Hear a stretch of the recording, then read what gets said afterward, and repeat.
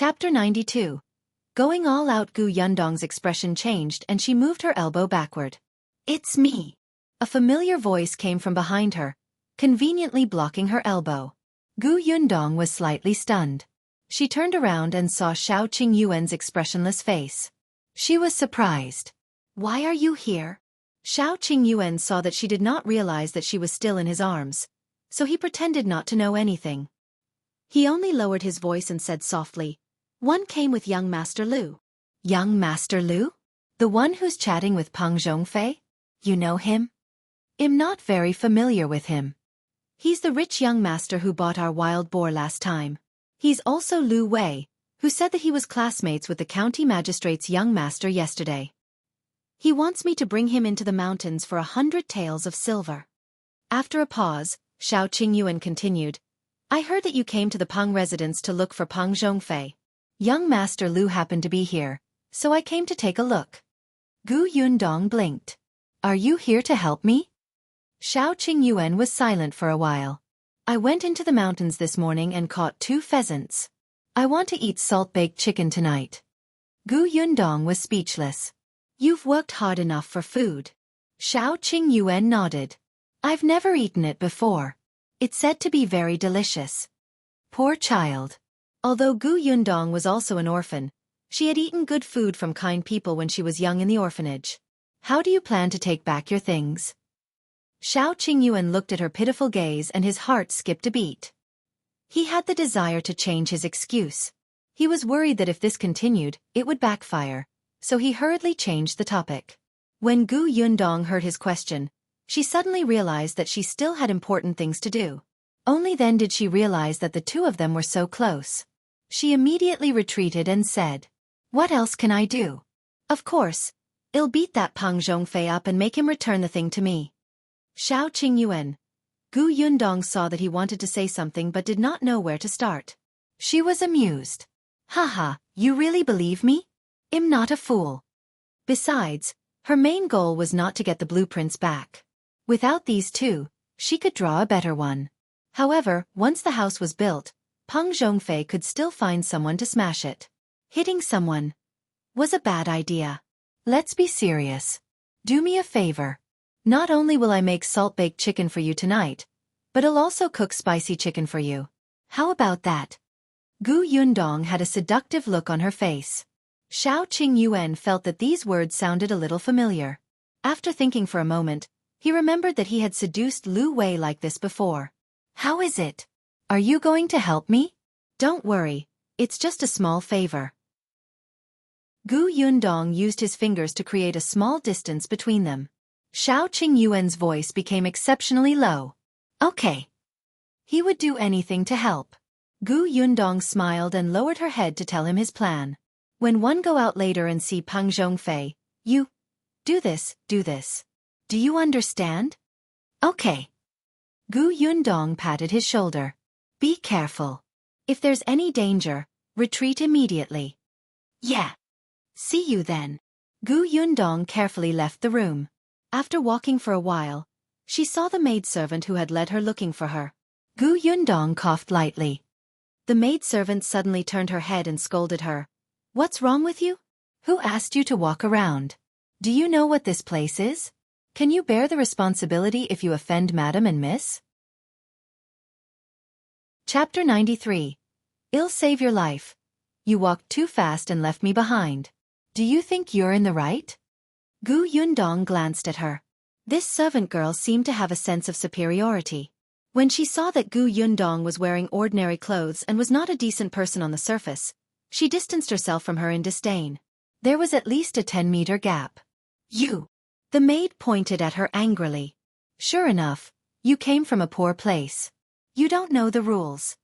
Gu Yundong turned around and left. The maidservant was even more furious and ran up hurriedly. Where are you going? Jinglan Manor. She had only come out to understand the structure of the Peng residence and make some small moves. There was no need for that now. This time, she walked quickly, leaving the exasperated maid far behind. When Gu Yundong arrived outside the courtyard, Chong Fu was anxiously waiting for her to return. You're finally here. Young Master Peng asked us to go in. Quick, Follow me. He was anxious for Gu Yundong to quickly take back the blueprints and give him the antidote. Young Master Liu has left? Chongfu shook his head. No. Gu Yundong nodded and followed the servant in front. The Jinglan Manor was a little big. It seemed that this young master of the main branch had quite a status in the Peng family. When Gu Yundong entered, Peng Zhongfei and Lu Wei were commenting on a painting. It seemed like there was nothing important. Were all these young masters so free? Especially since this painting was a portrait of beauty, even though it was very abstract. The servant walked to Peng Zhongfei's side and whispered, "Young master, Chongfu is here." Peng Zhongfei raised his head and seemed a little dissatisfied. He waved at Chongfu and said, "What's the matter? Why are you in such a hurry? Don't you know that one have something to tell young Master Liu?" Chongfu felt bitter. He didn't want to, but this girl surnamed Gu was too ruthless. He could only smile and flatter. "Young Master Peng, it's my fault. I'll apologize to you first." All right, hurry up and say it. Get lost when you're done." Peng Zhongfei waved his hand impatiently, but his gaze towards Chongfu was filled with warning. It was best not to speak nonsense in front of Lu Wei. It was also Lu Wei who had insisted on letting Chongfu in just now. Otherwise, he would not have bothered with him. Chongfu responded obediently and hurriedly took a step back. He said, "Young Master Peng, this is Miss Gu. She's looking for you." "You?" Peng Zhongfei glared at him. This kid actually dared to take the initiative to bring an outsider in to see him. Gu Yundong immediately stepped forward and cupped his hands slightly. He lowered his head and said, "Young Master Peng, the situation is urgent. I asked Chongfu to bring me here. Where did you come from? Hurry up and get lost. How dare you get close to me? I don't like a woman with no chest or butt." Peng Zhongfei often encountered such things and wanted to send her away without even asking. The corners of Gu Yundong's mouth twitched. "Can you stop feeling so good about yourself? Who has taken a fancy to you? I'm here to save young Master Peng's life." Gu Yundong looked up at him solemnly. Peng Zhongfei was stunned for a moment before looking at her carefully. Although this woman was plain from the beginning to the end and dressed very ordinarily, her face was still good-looking, but she was a little young. Yes, Peng Zhongfei expressed that he still liked people with breasts and buttocks. However, since she was quite beautiful, he would listen to her. "To save my life?" Peng Zhongfei sneered. "You? Why didn't one know that I was going to die?" Chapter 94. Because of the blueprint, Gu Yundong stepped forward. "Young Master Peng doesn't know me yet, so 111 introduce myself first. My name is Gu Yundong, and am the owner of the 3 drawings that young Master Peng obtained yesterday." Peng Zhongfei's expression suddenly changed and he suddenly sat up straight. "Get out. What 3 blueprints? Those blueprints belong to our Peng family. Not only did you steal them without permission, but you also want to call me a thief. Why? Do you really think I, Peng Zhongfei, am a kind person? Someone, drag her out and break her hand." The servant outside the door immediately ran in and pulled her back. Chongfu was extremely anxious. On one hand, he was afraid that Peng Zhongfei would blame him. On the other hand, he was afraid that Gu Yundong would die and he would not have the antidote. However, Gu Yundong was not anxious at all. When the servant came over, she would hide. As she hid, she shouted anxiously, "Young Master Peng, you can break my hand, but one still have to tell you that there's something strange about those 3 blueprints. If you die later, it won't be my fault." "Strange?" Peng Zhongfei was stunned. Lu Wei, who was beside him, also said, "Brother Peng, I think she's serious. Why don't we hear what's strange about it? If what she said is true, then you." Peng Zhongfei tightened his grip and waved his hand to stop the servant. Then, he glared at Gu Yundong with a dark expression. "All right, I'll give you a chance. If you can't explain, not only will I break your hand, but your mouth will also be sewn shut." Gu Yundong took 2 deep breaths and sat at the side to pour himself a glass of water. "Young Master Peng, you'll know what's going on after you hear it." As she spoke, she looked around mysteriously. Peng Zhongfei understood and asked Chongfu and the servant to leave. Finally, he looked at Lu Wei. The latter said seriously, 111 be a witness. If this girl talks nonsense, I'll definitely stand on your side. Peng Zhongfei's lips twitched. He knew that he would not be able to chase this guy away. Even if he knew about the blueprint, it did not matter much. Could it be that he would stand up for justice for a country girl? The Liu family was not someone who would interfere when they saw injustice. Seeing that he was silent, Lu Wei went up and closed the door very considerately. Then he sat down and said, "Miss, tell me what's strange?" "Young Master Peng, do you know my background?" Gu Yundong asked. Peng Zhongfei nodded.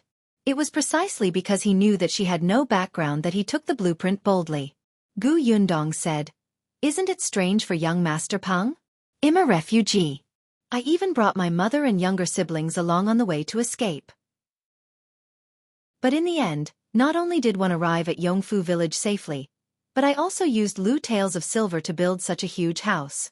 Think about it, who can do this among millions of refugees?" When she said this, not only was Peng Zhongfei stunned, but even Lu Wei was surprised.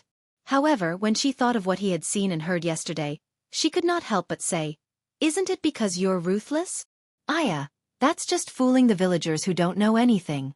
Anyone with a brain won't believe that a 13-year-old girl could do this with her ruthlessness. There were so many bandits and refugees on the road. Could one deal with more than 10 people alone?" Lu Wei was speechless. He believed her. Was he brainless? Unwilling to give up, he snorted. "Then tell me, how did you do it?" "Because," Gu Yundong suddenly lowered his voice and said mysteriously, "those 3 blueprints." Chapter 95. Tearing them to pieces. Peng Zhongfei and Lu Wei felt an inexplicable chill down their spines. What does it have to do with those 3 blueprints? Of course it's related. Let me tell you, on the way, I met a very strange old man. Gu Yundong expressed that if she was given a fulcrum, she could make up a whole story. Before that old man died, he gave me those 3 blueprints and said that they were his life's work. At that time, one even thought that you drew just these 3 blueprints for your life? You're too useless. You have a lot of ideas. Gu Yundong was especially good at creating an atmosphere of storytelling. Her voice was sometimes high and sometimes low. After he handed the blueprint to me, he asked me to choose a location at the foot of a mountain after we settled down. According to the blueprint, we will build a green brick tiled house. Then, we will reserve a room for him there. We will offer him 3 incense sticks every morning and night. At that time, I said that I had no money, no ability, and that I wasn't even sure how many days one could live. I was afraid that I wouldn't be able to help him. One didn't expect that old man to take out 100 taels of silver and give it to me. He said that this was the money used to build a house and he would bless me to reach a safe place safely. However, I had to fulfill his request. Otherwise I would be unlucky. If it was serious, it would kill me. Wasn't he a liar? Even a charlatan wouldn't dare to make up such a story, right? If he was really so capable, why would he die of old age and illness? I didn't believe that he's so capable. However, on account of the 100 taels of silver, one still helped to hold his funeral after he died. As for the 3 blueprints, I felt that it was a burden to keep them, so one tore them up. Then, a terrifying thing happened. Gu Yundong swallowed hard as she spoke. She widened her eyes and looked terrified, causing the other 2 to hold their breaths. Gu Yundong said, "After tearing the blueprints, I didn't take them seriously. In the end, at night, when we took out the blanket from the basket and were about to rest, we realized that the 3 blueprints had appeared in front of me." "Hiss!" Lu Wei gasped.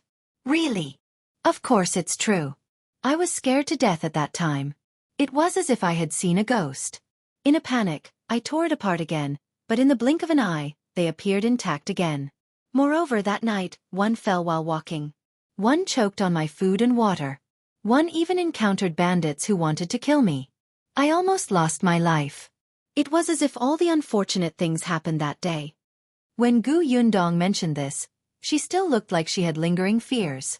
At that time, I felt that what the old man said might be true. I didn't dare to be disrespectful, so I kept the blueprint well. In the end, one really survived with my mother and younger siblings. So when one arrived at Yongfu village, I immediately chose a land with a backing and built a house. I didn't expect that the blueprint would be taken away by young Master Peng this morning. I panicked. Young Master Peng is the precious young master of our county's Peng family. If something happened because of me, Wouldn't I be unable to absolve myself of the blame even if I died 1,000 times? One rushed over.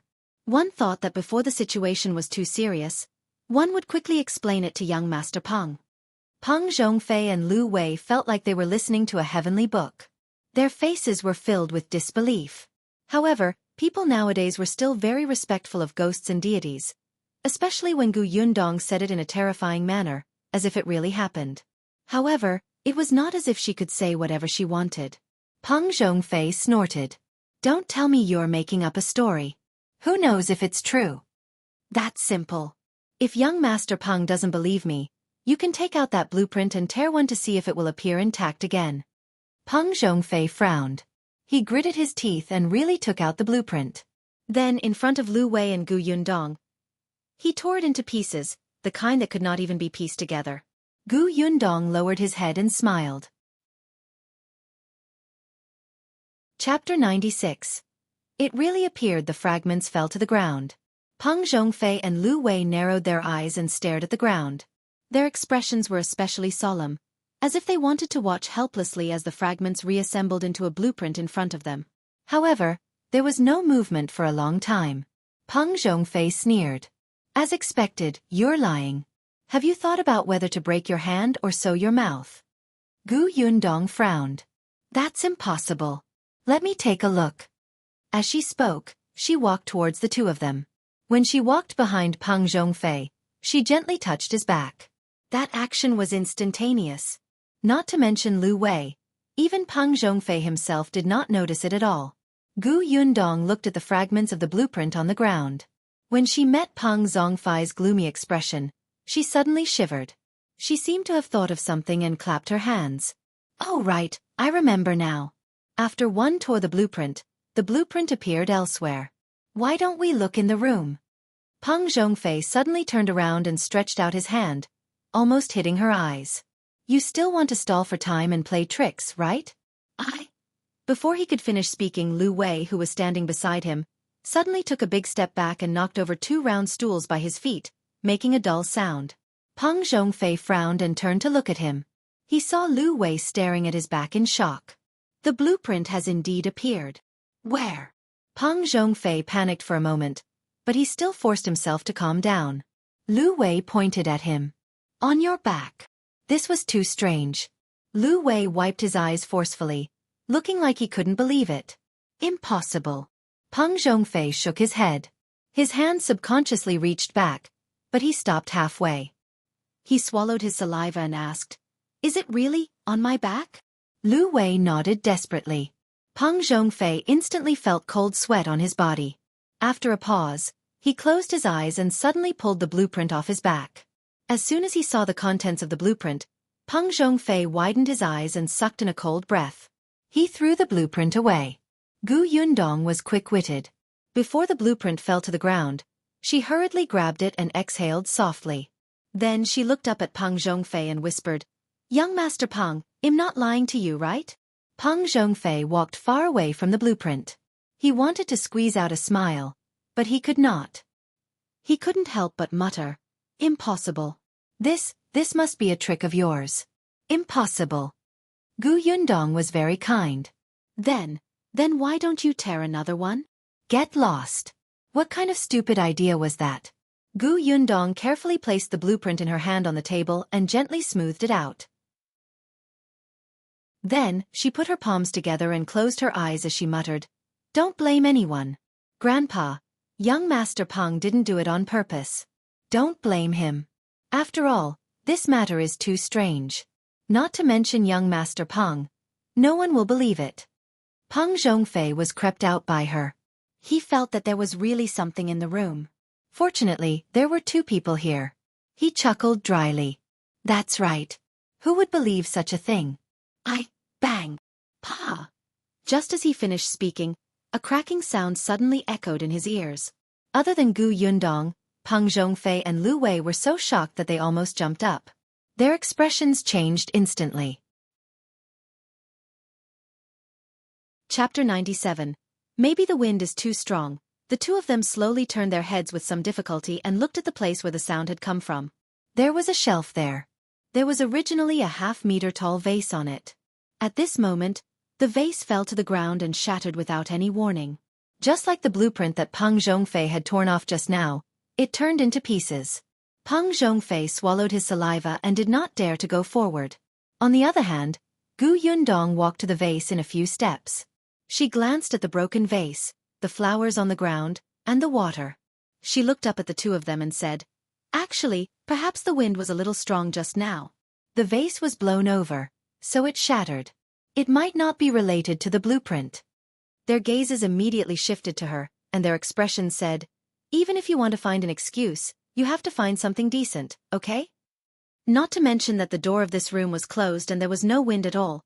Even if there was, could it blow down such a heavy vase? There was still water inside. It was not low in weight at all, okay?" Gu Yundong laughed dryly. Then what should we do now?" Lu Wei looked at Peng Zhongfei, whose face was pale.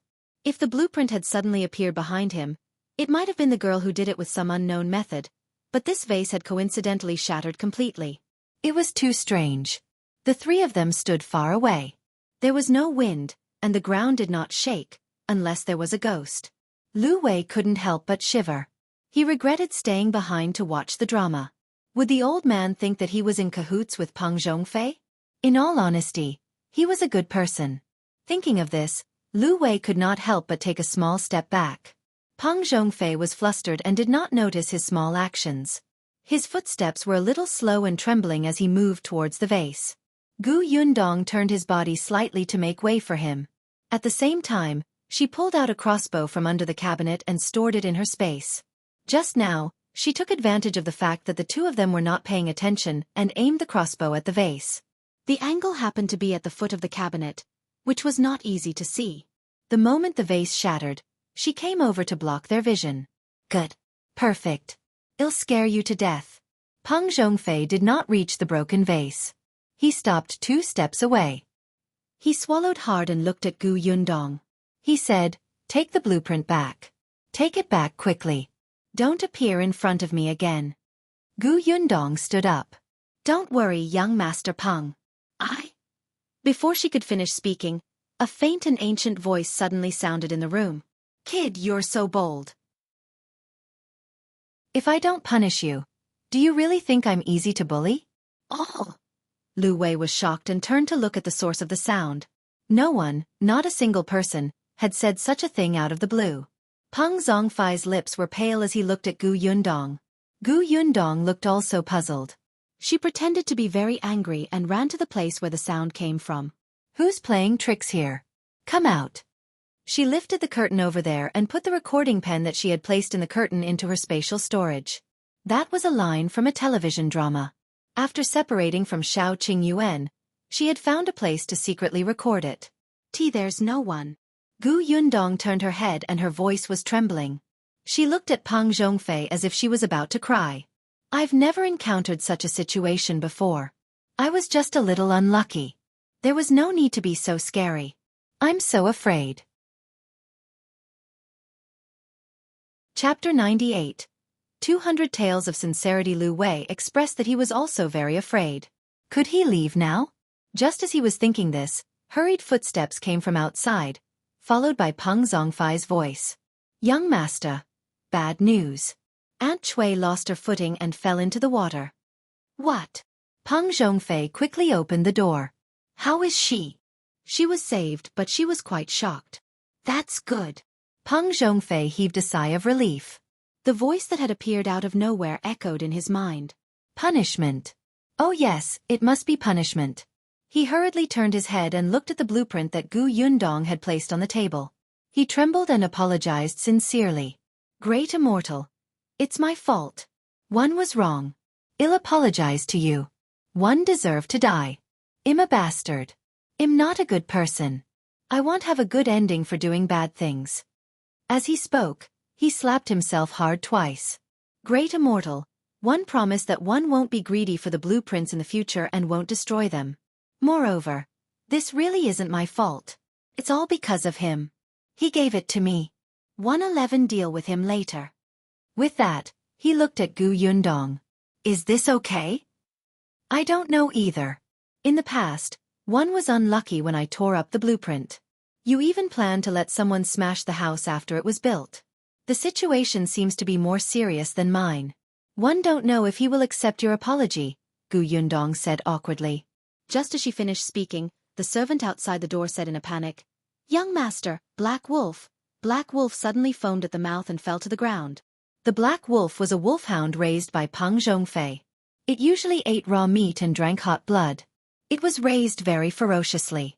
Not to mention the people outside, even many servants in the Peng residence were bitten until they bled. However, Peng Zhongfei liked it very much. He felt that this dog had a wolf's nature. He often trained it to bite living creatures, including humans. Now, this dog died an inexplicable death. No, how could it be inexplicable? Peng Zhongfei knelt on the ground this time. He was so frightened that his voice trembled. "Great Immortal, please spare me. I was blind to not recognize you. One was wrong. Give me a chance. 111 offer you 3 incense sticks in the morning and night. 111 buy you the best tribute. How about this? I'll pay for your house. Please spare me this time." Gu Yundong's eyes flickered. He was finally getting to the point. "Young Master Peng, don't be like this. Actually, Grandpa is not a bad person. As long as you sincerely repent, he will definitely forgive you." Gu Yundong said, "Actually, there's no need to pay any money to build a house. Grandpa has already given me the money." That won't do. One have to give it. How about this? You can keep the Liu Taels of silver that the Great Immortal gave you to buy something else for the Great Immortal. Don't you still need to offer 3 incense sticks in the morning and night? Buy the best incense. The Great Immortal's house is very important. You have to build it well. Liu Taels of silver is not enough. 200 taels of silver. 111 give you 200 taels of silver. Gu Yundong was in a difficult position. Is this really good? Then I'm taking advantage of you, young Master Peng. What do you mean by taking advantage? You're just putting in a lot of effort for the Great Immortal. I'll pay and you'll help. I'm very sincere.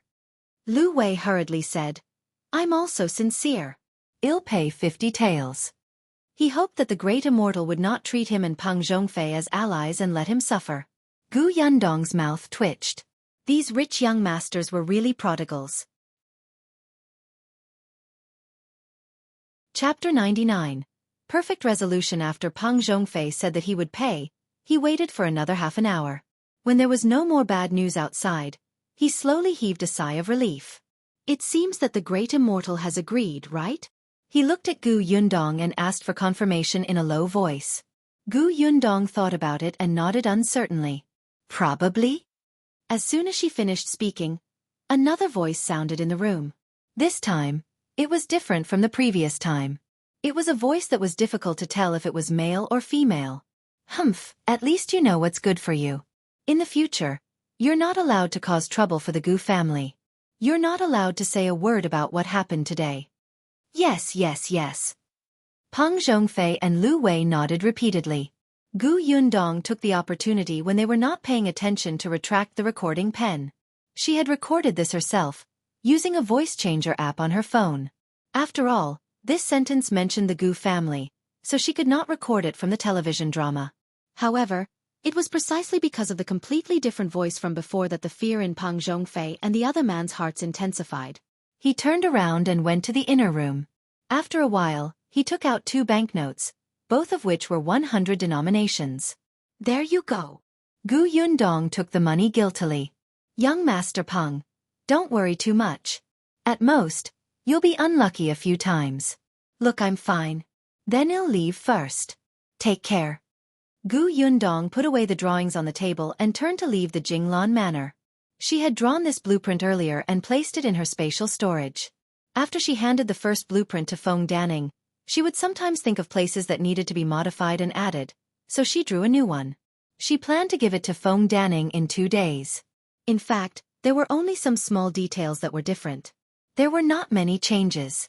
However, Peng Zhongfei had not studied it carefully. How could he tell the difference between the torn blueprint and the new one? In any case, he was scared out of his wits. Gu Yundong laughed. As soon as he went out, Chong Fu welcomed him. Gu Yundong glanced at him. Let's go. After taking back the blueprint, she did not have to worry about Peng Zhongfei's revenge and even earned 200 taels of silver. Yes, perfect. No, everything would be fine after the last thing. Chong Fu saw that she was in a good mood and had the blueprint in her hand. She actually took it back. He wondered what she had done. As soon as the two of them left, Lu Wei also bade farewell. Peng Zhongfei was no longer in the mood to entertain him. He waved his hand and let him leave. Lu Wei did not leave immediately after leaving the Peng residence. He found an alley and stopped, waiting for Shao Qingyuan in the carriage. Peng Zhongfei paced around in frustration. Thinking of what had just happened, he still felt that something was in the room, so he went out to see his beloved dog. The servant hurriedly followed, but he was sent away by Peng Zhongfei to clean up the broken vase on the ground. He walked very quickly. However, not long after he walked out of the Jinglan manor, a sack was suddenly thrown over his head. Then, a series of punches and kicks landed on his body. Peng Zhongfei screamed in pain and could not resist at all. He waited until the other party was almost tired from fighting before stopping. Shao Qingyuan looked at the motionless person on the ground with an indifferent gaze. From afar, a servant heard the noise and rushed over. He took advantage of the chaos in the Peng residence and slipped away from the back door. Unexpectedly, not long after he walked out, he saw two people tugging at each other. Chapter 10. Dare to say such a thing? Shao Qingyuan frowned. Why were these two people here? What were they up to? He was not in a hurry to leave. He stood on the spot and listened.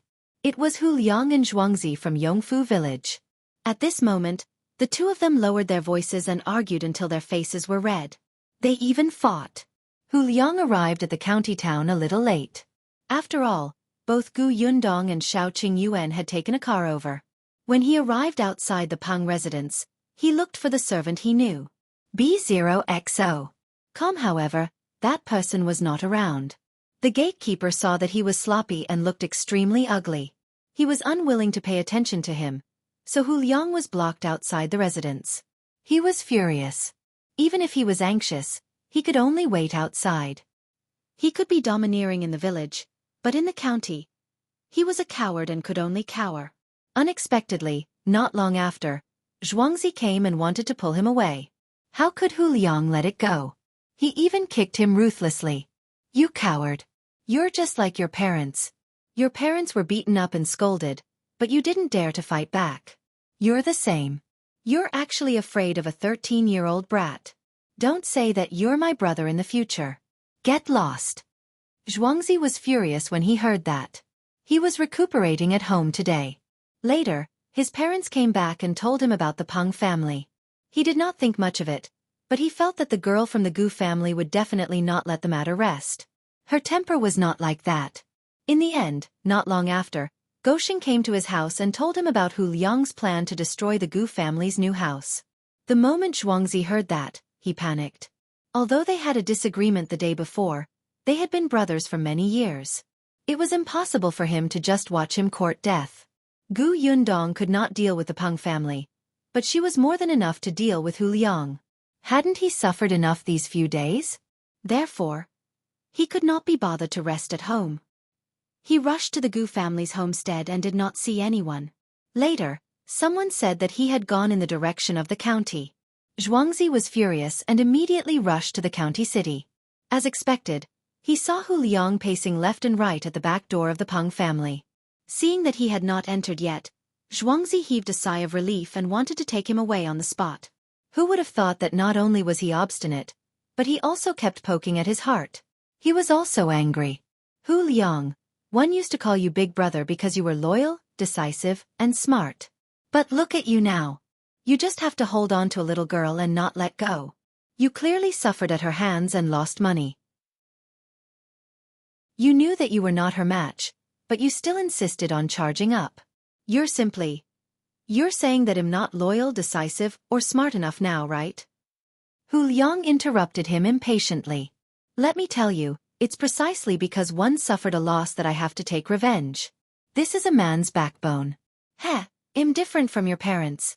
They don't dare to make a sound when their house is destroyed.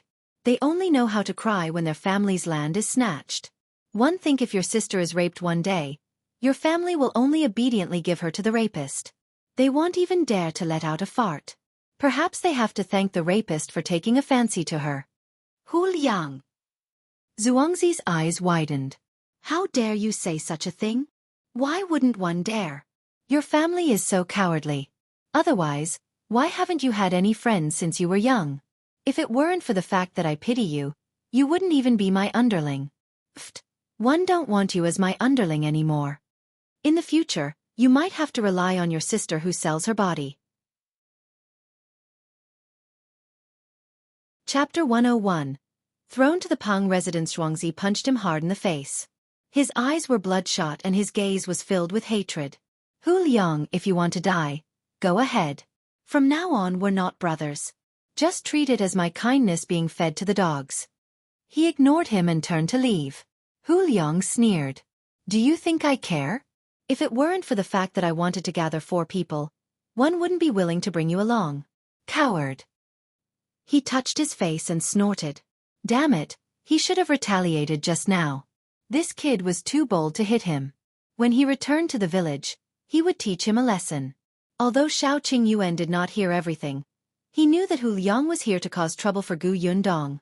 This person was still unwilling to give up after being taught a lesson. He was like a plaster.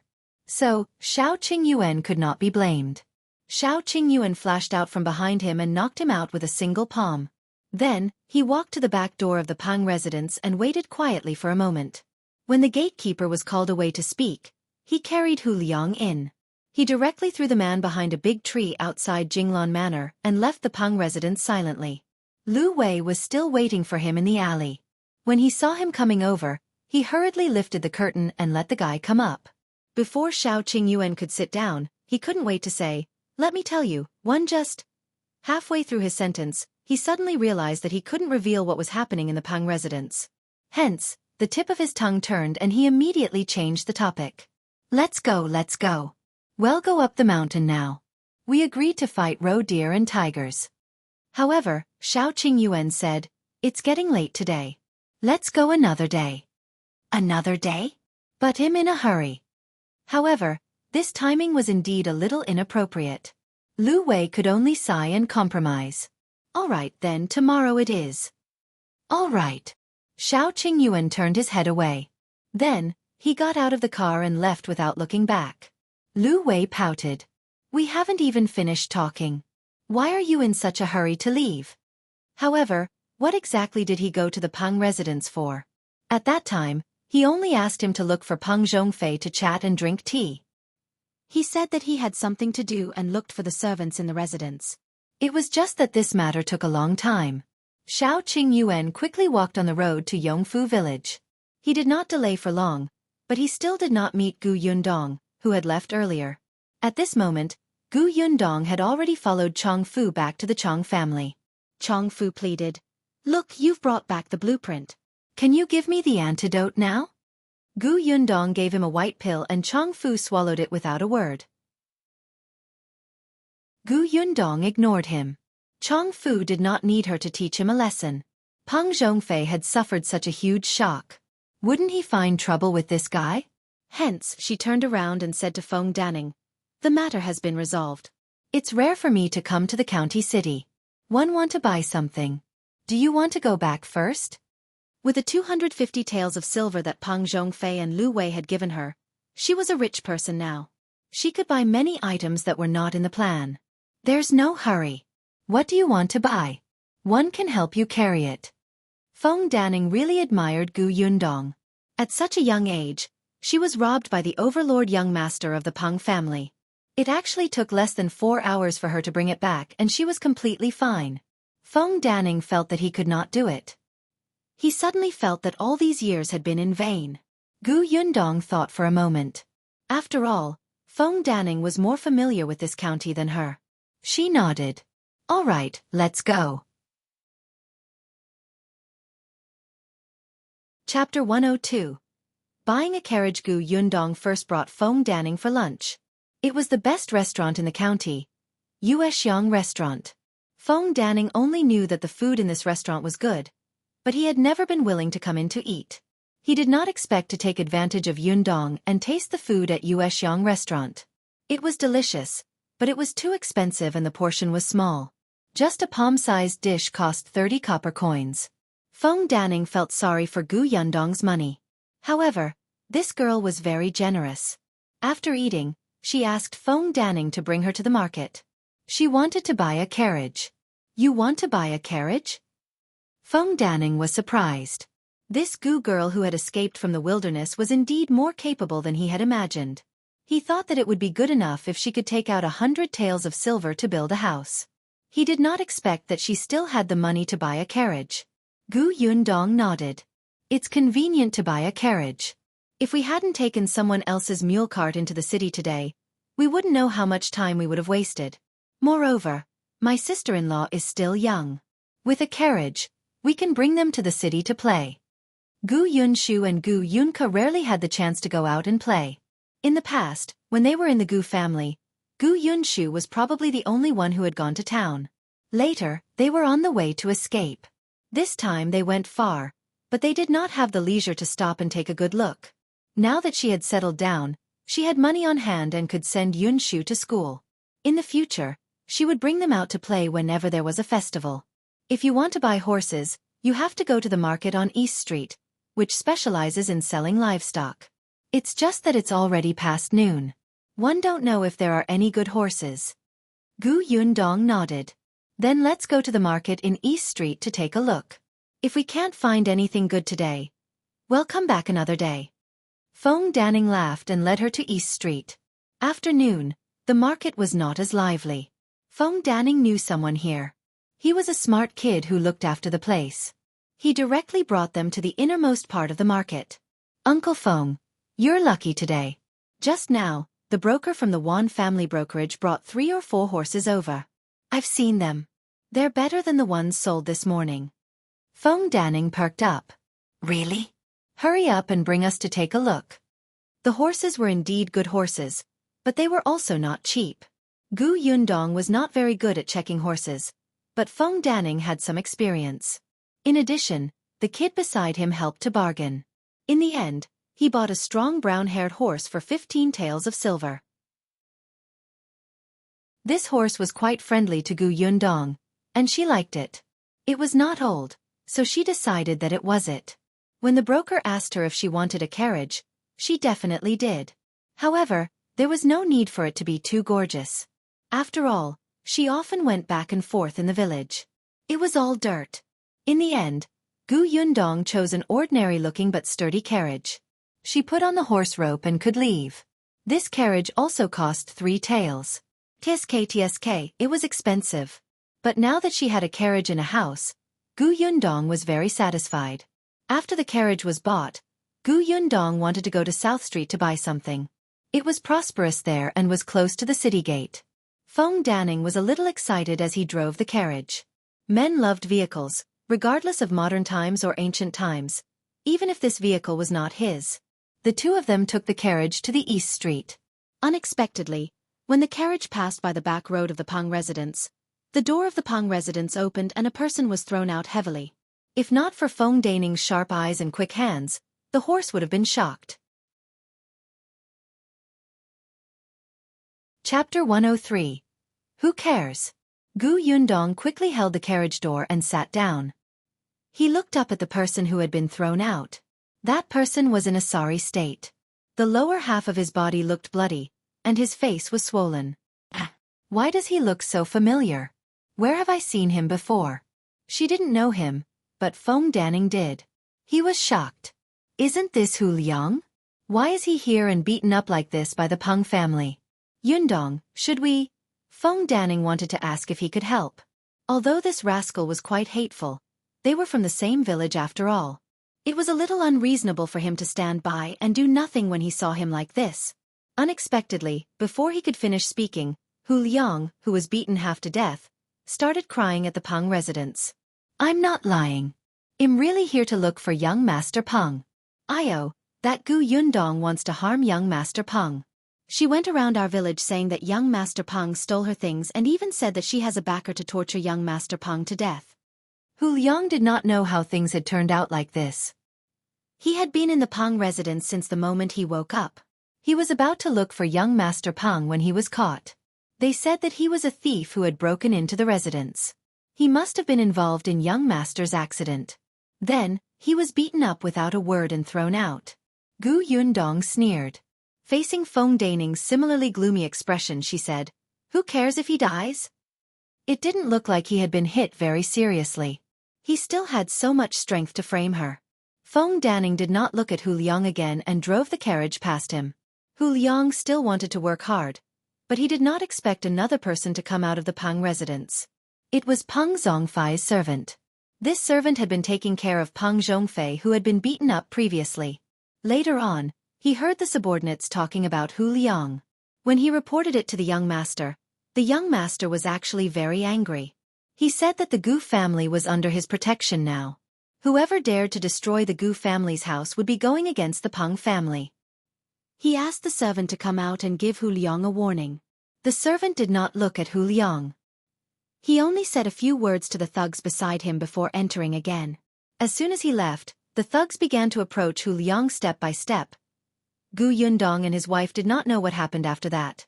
As soon as she arrived at South Street, she started shopping crazily. With money in her hands, she did not panic. In addition, she was living in the Zhang family now, so she did not need to be wary of anyone. She bought a few bolts of cloth from the shop and then went to the provision store to buy daily necessities. However, the provision store in the county city was really too small compared to the prefectural city. When she saw the jewelry shop, she went in and bought 2 small gold locks for Gu Yunshu and Gu Yunke. She remembered that the youngest son of the second branch had a small golden lock. Gu Yunshu was very envious when he saw it. Now that she saw it, she would definitely be happy. There was also a silver hairpin for her mother. She was good-looking. After cleaning up, she would be a beauty. With some jewelry, she was simply too pleasing to the eye. In the end, she bought herself a pair of earrings. Yes, if she was rich, she had to show off. After buying the jewelry, she went to buy a lot of food. Thinking of Shao Qingyuan, she paused and went to the blacksmith shop to get a barbecue rack. She could come over and get it in 5 to 6 days. When the time came, she would make him a barbecue. After buying everything, it was almost evening. Satisfied, Gu Yundong returned to the village in the carriage. Even though it was getting late, the carriage still attracted everyone's attention as soon as it entered the village. Chapter 104:1 Bought it. The driver was Feng Daning. Many people in the village knew that Feng Daning had followed Gu Yundong to the Peng residence this morning. It was all thanks to Jin Yuexiang's publicity. Therefore, when they saw him, everyone could not help but surround him. They even asked him where this carriage came from. Was it from the Peng residence? Before Feng Daning could answer, he was interrupted by Jin Yuexiang, who had rushed over to watch the show. What do you mean the Peng family gave it to him? What are you all thinking? Gu Yundong went to cause trouble for young Master Peng, but the Peng family still gave them a carriage? As he spoke, he even laughed loudly and said maliciously, "I think she was beaten to death by the Peng family. Feng Daning hired a carriage to pull her back, right?" Everyone took 2 steps back with a whoosh. They widened their eyes and looked at the carriage in fear, as if bright red blood would flow out at any time. Feng Daning felt helpless. Jin Yuexiang was full of nonsense. No matter how domineering the Peng family was, they would not dare to kill someone so blatantly and ask him to pull the corpse back. However, everyone in the village believed it. Even Chen Liang, who had rushed over later, widened his eyes in disbelief. He said bitterly, Did something really happen? Sigh, Daning, why didn't you stop them? You. Before he could finish speaking, Gu Yundong slowly lifted the curtain and smiled at everyone. This carriage was indeed not given by the Peng family. I bought it myself. Whoa! Everyone took a small step back in unison. The smug smile on Jin Yuexiang's face instantly froze. She widened her eyes and looked at Gu Yundong. You're fine. What are you talking about? What can happen to me? Didn't you go and find trouble with the Peng family? Gu Yundong looked innocent. Who did you hear that from? Jin Yuexiang shouted. I heard it with my own ears. It was clearly Feng Daning who said that the blueprint had been taken away by young Master Peng. He didn't even allow you to build a house. You went to the Peng family to ask for an explanation. Oh, so she was eavesdropping. Gu Yundong raised his eyebrows. Oh, young Master Peng only said that my drawing is very good and wanted to borrow it to take a look. I happened to be going to the county city to buy something today, so I took the drawing back. Why is it that when it comes to you, it becomes me going to the Peng residence to demand an explanation? Do you dare to say this in front of young Master Peng? Feng Danning said righteously, that's right. Yundong wanted to buy a carriage. One happened to be more familiar with it, so she asked me to help her pick one. She could also go to the Peng residence to get the blueprints. Jin Yuexiang, how can you distort the truth and spread rumors everywhere, making everyone panic? Jin Yuexiang was dumbfounded. Did she hear wrongly? No. The others suddenly understood. So that was the case. If it was really as Jin Yuexiang had said, would Feng Danning and Gu Yundong be able to return safely? Indeed, they could not trust Big Mouth's words too much. Chen Liang heaved a sigh of relief and turned his attention to the carriage. Did you buy this? Gu Yundong got out of the carriage. I thought that it would be more convenient with a carriage. We won't have to rely on our legs to go to the county next time. Chen Liang nodded. The Gu family was indeed wealthy. The Gu girl. At this moment, someone suddenly called out to her from the side and said enviously, "Your carriage looks very good. This horse looks strong. The carriage is also sturdy and big. In the future when we go to the county city, it will be convenient, right?" Chapter 105. Home. Gu Yundong looked at the man. He was a middle-aged man. She did not know him, but she did not like to hear him say such things in front of everyone. Hence, she smiled at that person and said, "It's my family's convenience. It has nothing to do with you." That person was stunned. This little girl really didn't know how to conduct herself. He raised his eyebrows. "Why? We're from the same village. If we need help, you're not even willing to lend your carriage?" "Yes, as long as you pay 20 copper coins per trip to the county." The price was clearly stated, lest everyone wanted to curry favor and take advantage of her. Did she look like someone who was easy to talk to? "You're too black-hearted. We're all from the same village, and you're actually charging money?" That person immediately shouted, "Isn't that right, everyone? We'll only pay 3 copper coins each if we take the ox cart to the county." Gu Yundong said, "Oh, so you know that you have to pay for taking someone else's carriage. I thought you didn't know that even biological brothers have to settle accounts clearly. If you think it's too expensive, you can choose not to take it. I bought the carriage for myself, not for you." That person choked. Chen Liang, who was at the side, could not stand it anymore. "All right, one look and you can tell that this carriage is not cheap. There are so many people in the entire village. If everybody takes it, can you let her have some peace? The carriage is not for public use. One think the method of charging money is quite good. If you can afford it, you can take it. If you can't, you can take the ox cart. It's been like this for so many years. Why? Does the Gu family buy a carriage and your legs are broken?" Gu Yundong silently gave him a thumbs up. If she said it, it was like she was looking down on them. The village chief was the right person to say it. As expected, the people around who wanted to take advantage of him were a little flustered, especially the middle-aged man who had just spoken. He could only lower his head and mutter. At this moment, Gu Yunshu ran over with the Zhang siblings. Eldest sister, you're finally back." Gu Yundong looked down at his flushed face and reached out to rub his head. "Were you obedient at home?" "Yes, I was." As he spoke, he shifted his gaze to the carriage behind her. "Big sister, did you rent a carriage to come back?" Gu Yundong carried him to the shaft of the carriage. "No, this is our family's carriage. Eldest sister bought it today. If you want to go anywhere in the future, you can take this carriage." Gu Yunshu's eyes lit up and his face turned red. His entire body was trembling. "Really? Our carriage?" "Yes, eldest sister will bring you home. Sit properly." Gu Yundong wanted the Zhang siblings to go up too, but the two of them had already run forward. Gu Yundong had no choice but to greet the village chief. "It's getting late.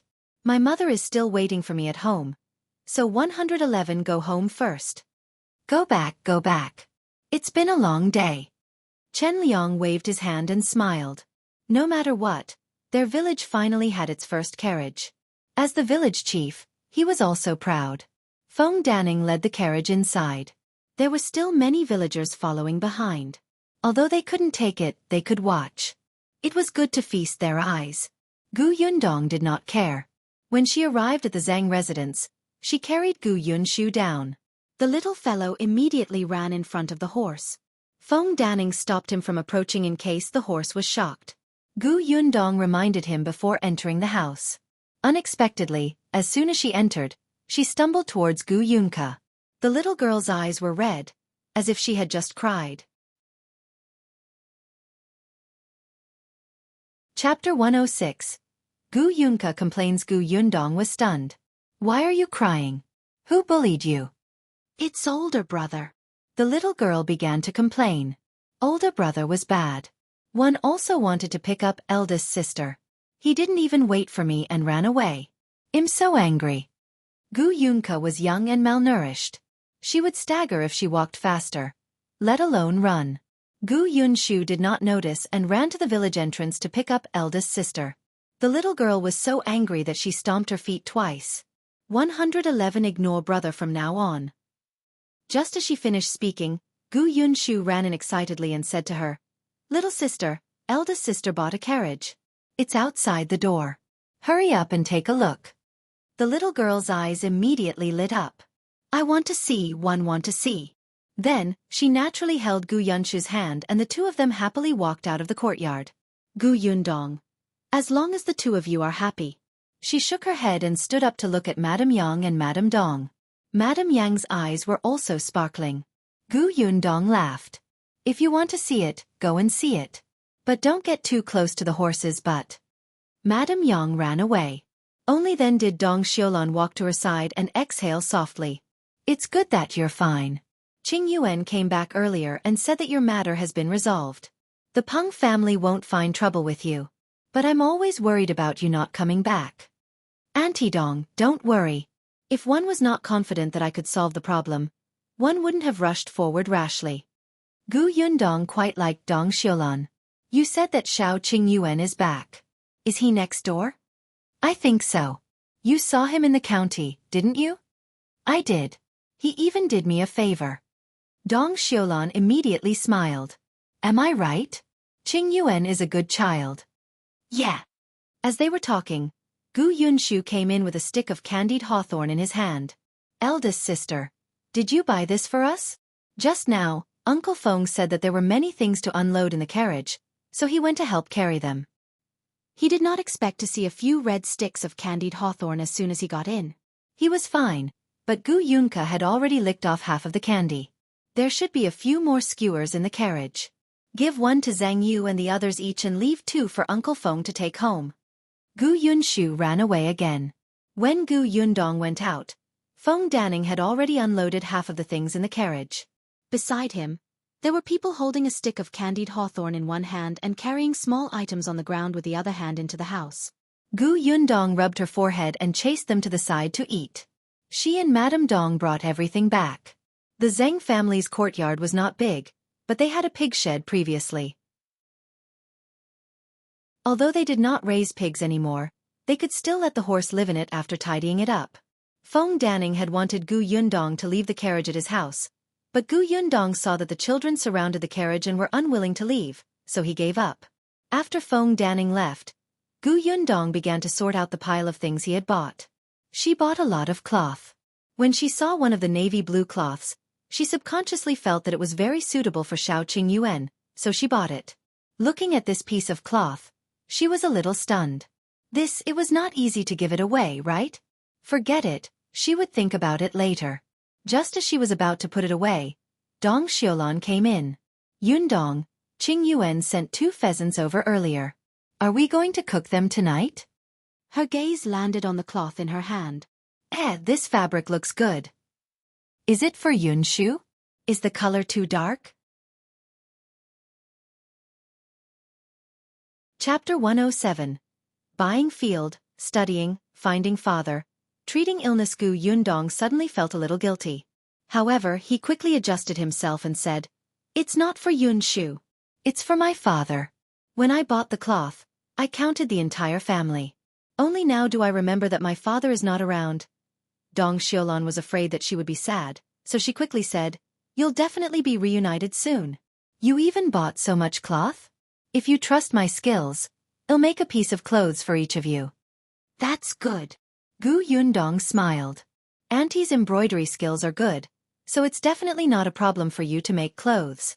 But I have to make it clear that you have to be paid. One can't take advantage of Auntie." "How is this taking advantage? Look at how much good stuff our family has eaten from you since you came. You went to the county city and came back to buy candied hawthorn for Yue and the others. I'm so grateful. It won't take much effort to make a few sets of clothes. It's settled." With that, Dong Xiaolan left without waiting for her to reject. Gu Yundong laughed and shook her head. She did not insist. After tidying up herself, she went to the kitchen to cook the 2 pheasants. They had agreed to make a salt-baked chicken and a spicy chicken for Shao Qingyuan. Dong Xiaolan had taken care of the 2 chickens, so Gu Yundong moved much faster. In addition to the 2 chickens, she also bought other vegetables in the county city. When they were done, she asked Gu Yunshu to send them to the neighboring house. After dinner, Gu Yundong sat on the chair and pondered. Now that the blueprints were back, the Peng family would not cause trouble for him. Apart from the money she had to build a house and buy a carriage, she still had about 230 taels of silver. To others, it might seem like a lot, but to Gu Yundong, it was not enough. Not to mention that she did not have a fixed asset like fertile land, she still had to send Gu Yunshu to school, find Gu Dajiang, and treat Madame Yang. These were all money-burning jobs where she could not save money even if she wanted to. She had to buy a few acres of fertile land. She could rent it out even if she didn't know how to grow it. Yunshu's school was not in a hurry. She heard from the village chief that the school in town had to accept students above the age of 6. Yunshu would only be 6 years old after the new year. She could just ask around first. As for Gu Dajiang, after the house was built, she wanted to personally make a trip to Qingyuan Prefecture. Back then, they had agreed to meet in Qingyuan Prefecture. If Gu Dajiang was still alive, he would definitely go. However, after the chaos in Qingyuan Prefecture, it was hard to say what would happen next. In this era, there was no mobile phone network. It was too difficult to find someone. Also, Madame Yang's illness was actually what Gu Yundong was most worried about at the moment. She was afraid that the blood clot in her brain would spread and aggravate her condition. She hoped that Dr. Song would come back soon. Knock. Knock. A soft knocking sound suddenly came from the window. Gu Yundong jumped up from the bed and immediately walked to the window. "Who is it?" "Me." "Shao Qingyuan?" The corners of Gu Yundong's mouth twitched. "Wait a moment." She came out of the house and saw the man's tall and handsome figure under the moonlight. Damn it, why did it feel like every time they met, it was in the middle of the night? It felt like they were dating in private. "The salt-baked chicken and spicy chicken are very delicious." "Thank you," Shao Qingyuan said. "We agreed that since you helped me, I'll cook delicious food for you. Besides, we ate a lot of the wild animals you hunted. That's why I'm here. I want to ask you for a favor." Gu Yundong was stunned. "What favor?" Shao Qingyuan bent down and handed over a cloth bag by his feet. Chapter 108. Under the stove. Only then did Gu Yundong notice that there was something beside his feet. "What is this?" "White flour," Shao Qingyuan said. "I'm going to bring that young Master Liu into the mountains tomorrow morning. I promised him that one would go deep into the mountains to kill the tigers. I might only be back in 2 or 3 days, so one have to bring some dry food. The steamed buns and pancakes in town are too disgusting. I want you to help make some." Gu Yundong's eyes widened. "Tigers? You're going to fight the tigers? Have you fought them before?" "I did. Once when he went deep into the mountains, he encountered an old hunter who was bitten by a tiger and was almost forced into a corner. He was the one who knocked the tiger down. Later on, the old hunter dealt with the tiger and gave him the bulk of the money. But you even brought that useless young Master Liu along this time. Won't he be dragging you down?" Gu Yundong frowned. He felt that his decision was very unwise. If he wanted to fight the tiger, It would be easier for him to escape if he encountered danger in the mountains alone. But with such a rich young master, Gu Yundong had a feeling that they were courting death. Shao Qingyuan said. He insisted on following. What a prodigal son who wants to drag others down with him. Gu Yundong regretted that she had only received 50 taels of silver in the day.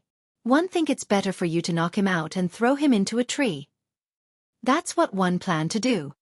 Gu Yundong was speechless. She could not help but laugh. Seeing that he had already made up his mind, Gu Yundong could not say anything. She took the white flour bag.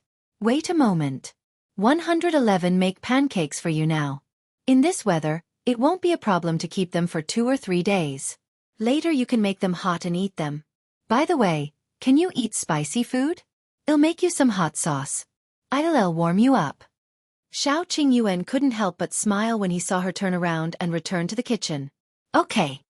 Gu Yundong's movements were very light. Madame Dong and the rest were sound asleep and were a distance away from the kitchen. Once the door was closed, most of the sound was cut off. Although Shao Qingyuan's culinary skills were not good, he could still start a fire. One of them stood in front of the stove while the other was sitting. The scene was indescribably harmonious. Gu Yundong kneaded the flour and asked about what happened during the day. You were the one who caused Aunt Shui to fall into the water and the dogs to foam at the mouth? Back then, she had asked him to create 2 chaos in the residence in half an hour. It would be best if it was closely related to Peng Zhongfei. Moreover, it was the kind of unlucky thing that made people think that he had done too many bad things and received retribution.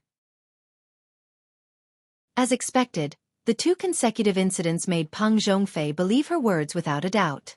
Aunt Xue's matter had nothing to do with me. The dog was my doing. Shao Qingyuan originally wanted to light a fire in Peng Zhongfei's study, but before he could do so, he realized that Peng Zhongfei's first wife wanted to deal with his beloved concubine, Madame Cui.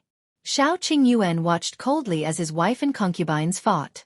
When the servants went to Jinglan Manor to report to Peng Zhongfei, he went to find the ferocious dog. When it saw Shao Qingyuan, the dog bared its fangs at him and wanted to bite him, but he kicked it away. Then this dog foamed at the mouth.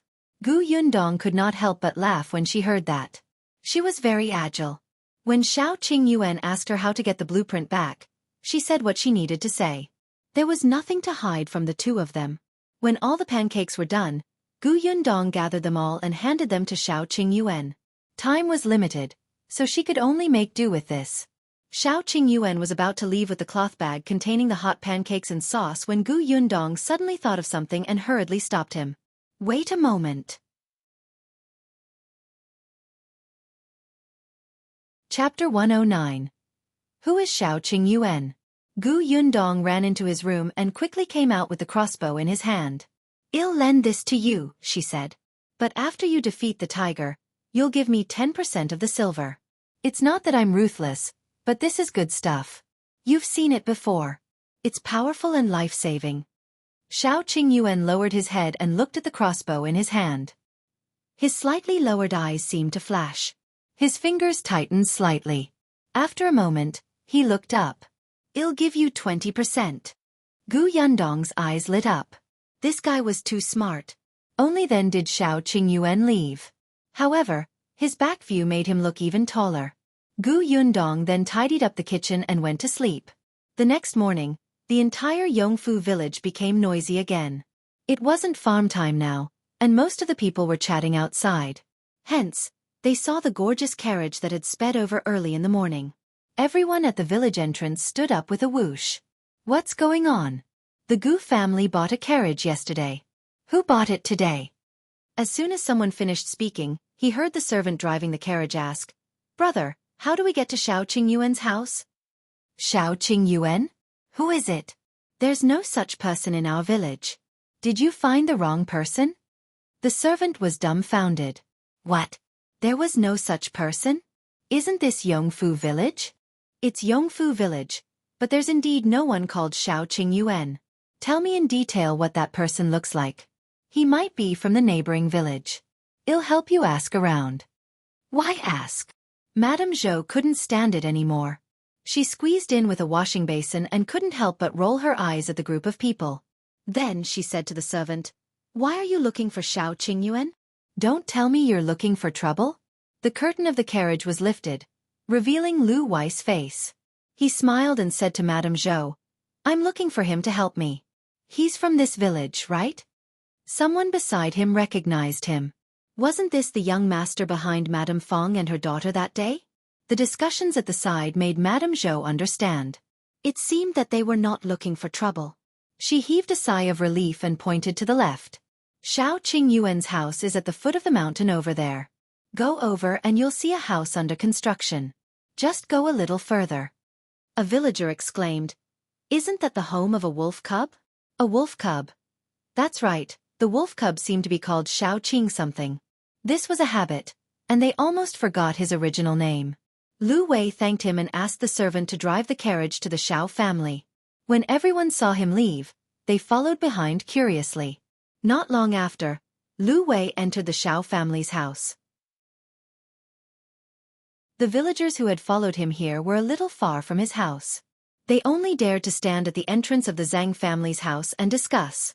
Shao Qingyuan had been waiting for him since a long time ago. Everything that needed to be prepared had been prepared. When Lu Wei arrived, he didn't even drink any water before he was called into the mountain. Have you brought everything? We have to stay in the mountain for at least 2 days.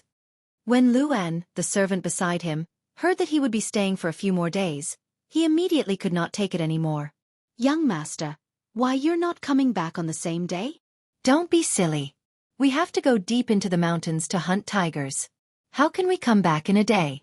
All right, stay in the Shao family obediently and wait for me to come back. Help Shao Qingyuan guard the house. Be smart. When Brother Zheng needs help in the room, help him. Don't put on airs. Luan was about to cry, but he could not stop the young master at all. No wonder the young master did not even bring the coachman when he went out in the morning, and only let him drive the carriage. Luan wanted to cry but had no tears. He could only watch as the two of them walked further and further away. When Madame Fang and her daughter rushed over after receiving the news, the eldest young master of the Liu family was nowhere to be seen. Chapter 11. Oh. What are you smug about? Madame Fang and her daughter were extremely regretful. Why didn't young Master Liu look for them first when he came? Why did he directly find out that the Shao family was here? The two of them sighed and looked in the direction of the foot of the mountain. When the other villagers saw this, they surrounded them. Previously, they did not dare to approach the Shao family. Now that Shao Qingyuan had left, they naturally wanted to know how young Master Liu met the wolf cub. Why did he let him bring him into the mountain? Speaking of this, Madame Fang and her daughter were a little smug. Madame Fang smiled and said, It's all thanks to our Yulan that wolf cub knows young Master Liu. Everyone knows that my nephew just got married not long ago. This new wife is young Master Liu's mother, Madame Liu's favored maidservant. The new wife has a good relationship with our Yulan. When she went to the Liu family to see Madame Liu, she brought Yulan along. Yulan heard that young Master Liu is looking for a hunter who killed 2 wild boars not long ago. If he wants to enter the mountains, doesn't he need a familiar hunter? B0XO. Everyone was enlightened. So it was to find a guide. Then you didn't tell young Master Liu about that wolf cub? Why not? But what kind of family is the Liu family? Who is young Master Liu? Why would he be afraid of a wolf cub? Madame Fang said smugly, My niece-in-law said that young Master Liu knows martial arts. Otherwise, why would he dare to follow the wolf cub into the mountain without bringing anyone? Don't underestimate him. How much money can that wolf cub get by bringing him into the mountains? Someone asked. Madame Fang really didn't know about this, but it didn't stop her from thinking. Hence, after a pause, Madame Fang stretched out 2 fingers and shook them. Definitely. 2 taels of silver? Of course. Young Master Liu has always been generous. Speaking of the Liu family, Madame Fang and her daughter really talked non-stop. Madame Zhou's face darkened. She held the wooden basin and snorted. Then, she turned around and went home. Her second daughter-in-law, Madame Song, was also in the crowd. Seeing this, she hurriedly followed and took the wooden basin from her mother-in-law. Madame Zhou walked away quickly. One don't know what's there to be happy about. Is it worth it for her to be so smug when her nephew marries a maidservant who serves others? What is she thinking? She even took it out and spread it around. Don't you know that she's a widow? Look at the men around her. She's simply embarrassing our Qin family. Mother, don't be angry. Second aunt said that after Sister Yulan marries into the Wu family, she will also go to town. We won't see her a lot in the future. Madame Zhou sneered. She still wants to live in town? How much money does she have? If she goes to town, she will need money to buy anything. She might have to borrow from us again. If she borrows it, she won't return it. Besides, look at how petty she was just now. Is young Master Liu being generous by giving him 2 taels of silver? Even the Gu family's Yundong is. She instantly stopped talking. It was not good to say this outside, and it would not be good for others to hear it. However, when she thought of Madame Fang's expression, Madame Zhou felt uncomfortable. The 2 of them entered the house one after another. Just as they entered, they saw Niu Dan rushing out. Madame Zhou couldn't even stop him. Hey! Where are you going so early in the morning? Niu Dan was lucky. He had only been in school for a few days, but he had already met a rest day. Where else can one go? Niu Dan had already run far away. Madame Song couldn't help but laugh. He must be going to the Gu family. Last time, after eating at the Gu family, he despised my cooking and said that eating meat was like eating grass. Yesterday, when he came back from school, he rushed to the Gu family. Yunshu even gave him a stick of candied hawthorn. Now, he can't wait to stay in the Gu family. Madame Zhou was stunned for a moment. Just as she was about to say something, a shrill cry suddenly came from outside. Chapter 111. Making the call, this voice suddenly became sharp, startling the mother-in-law and daughter-in-law who were talking. Madame Zhou quickly walked out. What's going on? What happened? Chen Liang also came out of the inner room. The few of them came to the front yard and saw Jin Yuexiang sitting on the ground crying.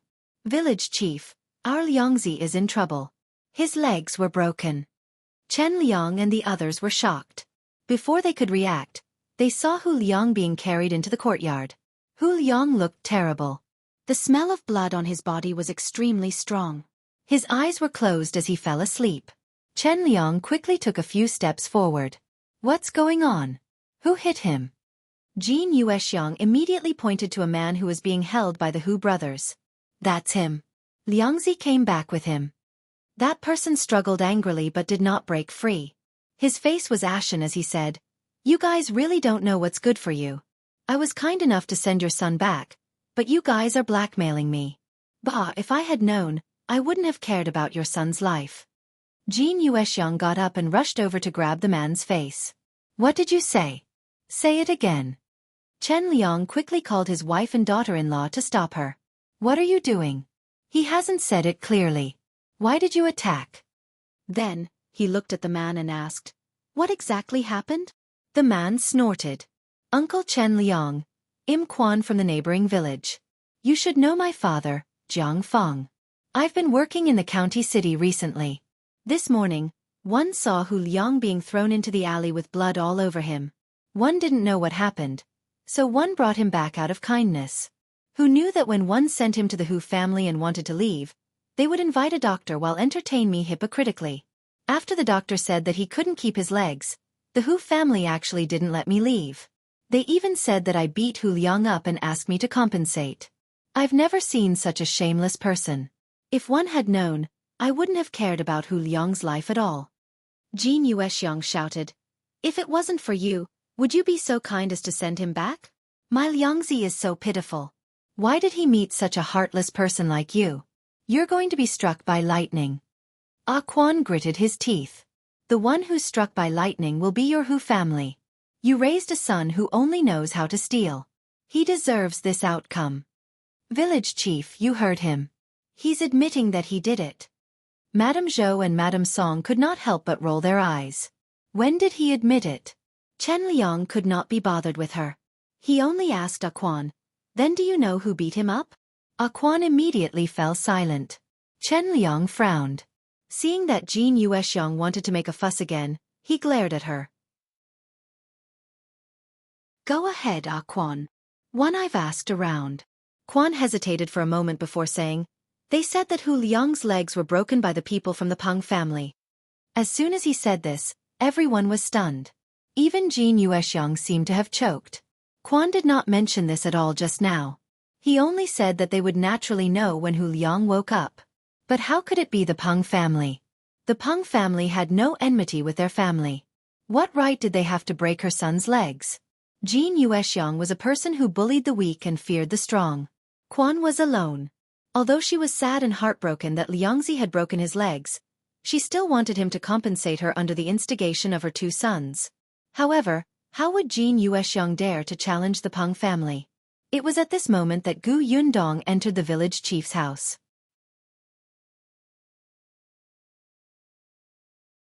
Chapter 112. Dream on. Gu Yundong was here to buy fertile land from the village chief. Previously, because of Lu Wei's arrival, a large group of people had gathered at the Zhang family's door. After Madame Fang and the others left, Niu Dan ran over to look for Yun Shu to play with. She knew that Chen Liang was resting at home, so she asked where there was fertile land to sell. But looking at the situation in the courtyard now, she seemed to have come at the wrong time. "Chief, can I come back later?" Chen Liang nodded at her, and Gu Yundong turned to leave. Jin Yuexiang suddenly reacted and jumped up. She pointed at Gu Yundong and said, "It's her. She must have done it." Speaking of how her son had offended the Peng family, she could only think of Gu Yundong, who had also gone to the Peng family yesterday. Her son's accident was definitely related to this brat.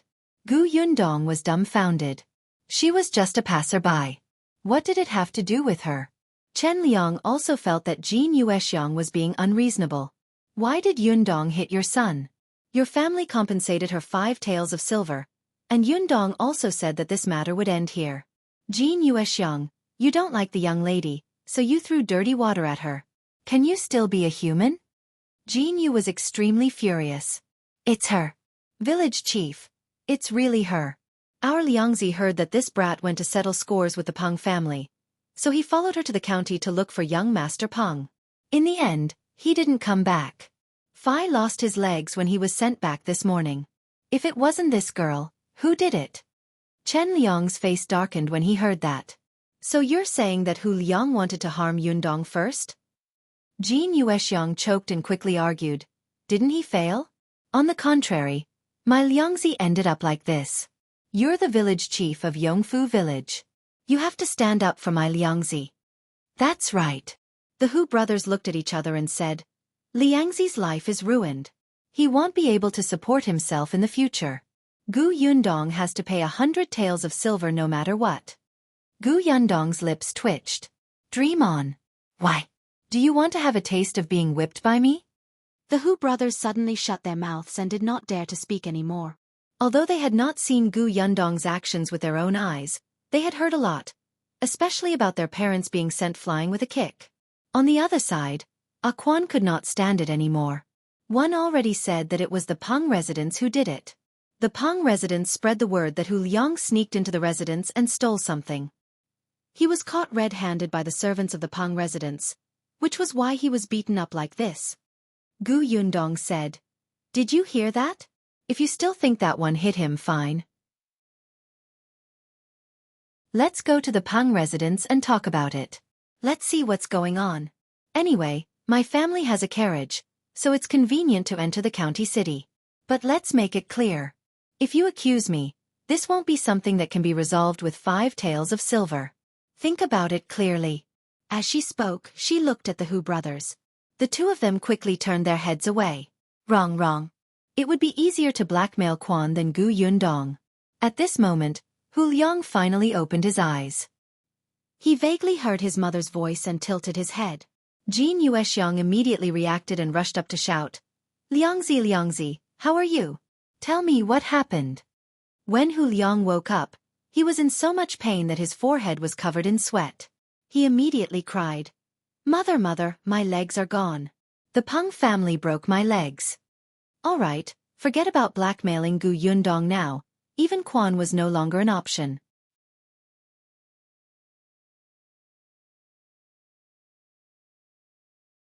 If the two of us offend the Peng family and are beaten up like this, how can our family survive? Besides, Liangzi is in the wrong.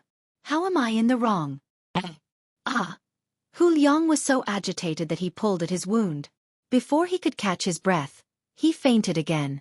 Chen Liang was impatient, especially when he saw the blood seeping out of Hu Liang's body again. He quickly waved his hand. All right, quickly carry him back and find a doctor to treat him. Don't you know what kind of person Liangzi is? His brother is right. He was in the wrong in the first place. Why are you making a fuss? Jin Yuexiang was frightened by her two sons' words. Although she doted on her old son, she was still the most important. Her old son was already in such a state. She couldn't possibly have nobody to rely on in the future, right? Moreover, she actually felt that Hu Liang was lying. He must have entered the Peng residence to steal something and was caught red-handed. Since the village chief had already said so, he definitely did not intend to interfere. She could only let her two sons carry Hu Liang home.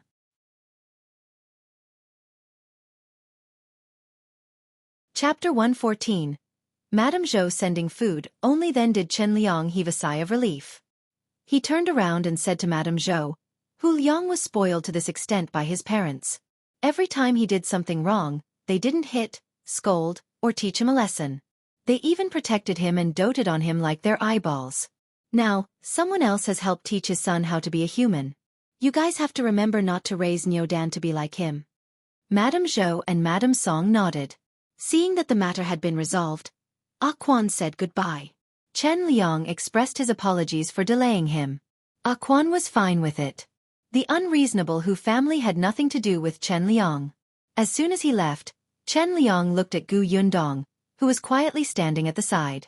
A smile instantly appeared on his face, and he felt much more relaxed. Yundong, why are you here? I'm here to buy land from Uncle Chen. Yundong followed him to the central room. Chen Liang was stunned. Are you planning to buy farmland? How much do you want? What kind of farmland do you want? I want to buy more than 10 acres first. It's best if it's a first-rate fertile land. She had asked around and found out that 1 acre of fertile land cost about 10 taels of silver. 10 acres was about enough. Chen Liang lowered his head and thought for a moment before saying, That's not easy. You came late. Previously, there were a few acres of fertile land, but it was bought by the Wang family and the He family. The Wang family and the He family had fled here. Although the two families had yet to build their houses and did not plan to build them well, they found the land immediately. Gu Yundong did not think of this at first. This was the difference between having experience and not having experience. Chen Liang wanted to remind her, but firstly, the two families acted quickly and bought it before Gu Yundong came. Secondly, the Gu family's situation was different. They did not have strong labor and had a few children to take care of. They probably did not have the time. I see. Gu Yundong did not expect that 10 acres of fertile land was not easy to buy. Then Uncle Chen, help me take a look first. Let me know if you have any. I'll prepare the silver first. All right, I'll keep an eye out for you. Gu Yundong thanked her and went home. However, just as she reached the front yard, she was pulled over by Madame Zhou. Gu Yundong blinked in confusion. Madame Zhou took out a paper bag and handed it to her. This is the dried cinnamon that your Uncle Chen bought in town yesterday. Take it back. You can cook it and eat it as snacks. Auntie, what are you doing? I can't accept this. Hurry up and take it back. Gu Yundong was a little dumbfounded. Why did she offer her food for no reason? However, Madame Zhou forced it into her hand. If I give it to you, just take it. I didn't know that Brat Nyodan had been coming to your house to freeload for the past 2 days. I heard that he specially went to eat meat. His mother is really something. She only told me today. Take this food back. Otherwise, Aunt will be angry. Gu Yundong was stunned for a moment before she finally understood. Madame Song lowered her head slightly and smiled. She had actually told Madame Zhou on purpose today. She was a daughter-in-law. Her family could not make the decision, and the good things were not in her hands. Even if they were in her hands, she could not give them away openly. Fortunately, her mother-in-law was sensible and knew that she could not take advantage of others for nothing. Hence, she took out the cinnamon. Madame Song had a good impression of Gu Yundong, especially Nyo Don's happy expression when he came back and talked about the Gu family. If Gu Yunshu had not been playing with Niu Dan, that brat would not have been willing to study. She heard that he was praised by master because of Gu Yunshu. Gu Yundong could not refuse her kindness. In the end, she took the cinnamon home. As soon as she arrived at the Zhang family, she saw Madame Fang and her daughter loitering at the foot of the mountain from afar.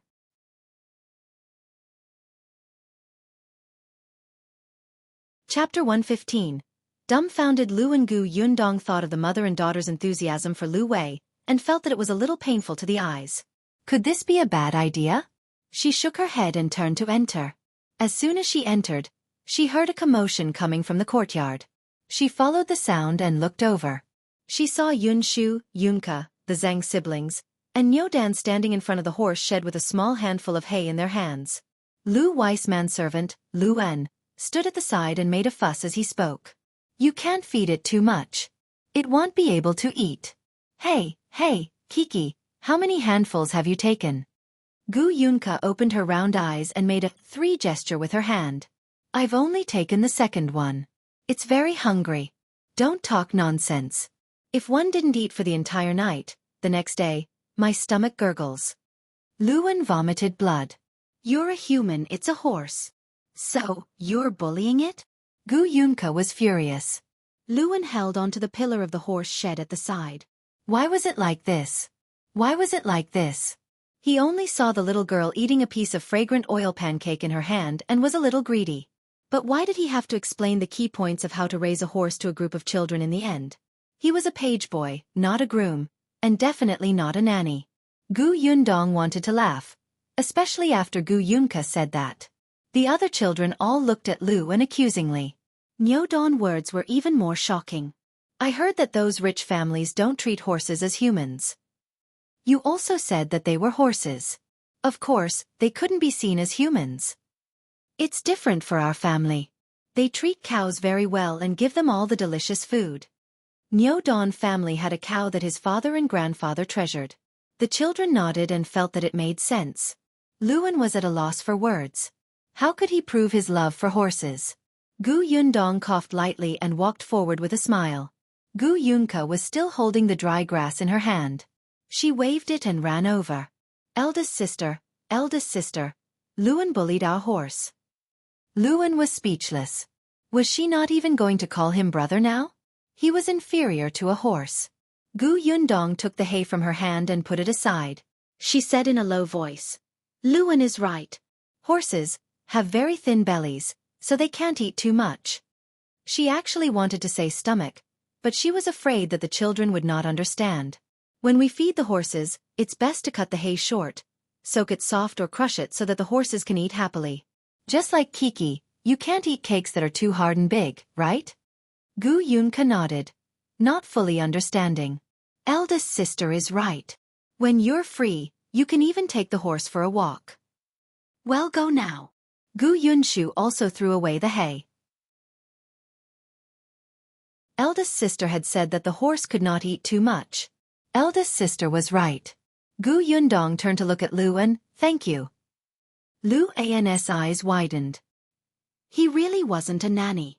However, when he thought of what his young master had said before he left, he resigned himself to his fate and left with the children. Then, the other children in the village followed. That night, Shao, Qingyuan and Lu Wei didn't return. Madame Fang and her daughter waited at the foot of the mountain for a long time.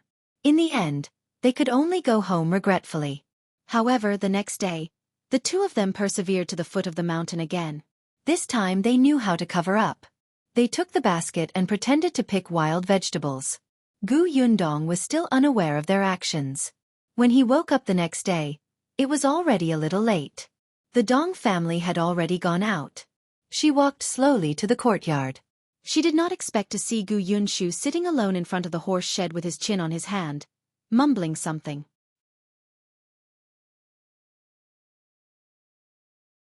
Chapter 116. Going to town. Gu Yundong was a little surprised and slowly walked behind him. The little thing sighed. Wind chaser, I can't take you out for a walk today.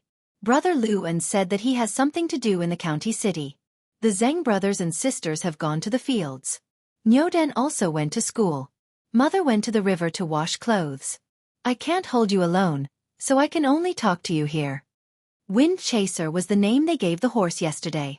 At that time, Liu An gave them a bunch of names for the horse, but it was too complicated for the children to understand. In the end, they felt that Wind Chaser sounded very fast, so they decided on it. You have to be good. This way, I'll go and gather grass every day for you to eat. In the future, I'll even marry you and let you give birth to foals. Big sister said that when our house is built, you can still live in a big stable. It's very comfortable. By the way, yesterday, Nyoden taught me 2 words that I don't know. Do you want to know? You must want to know. After all, my elder sister took a fancy to you.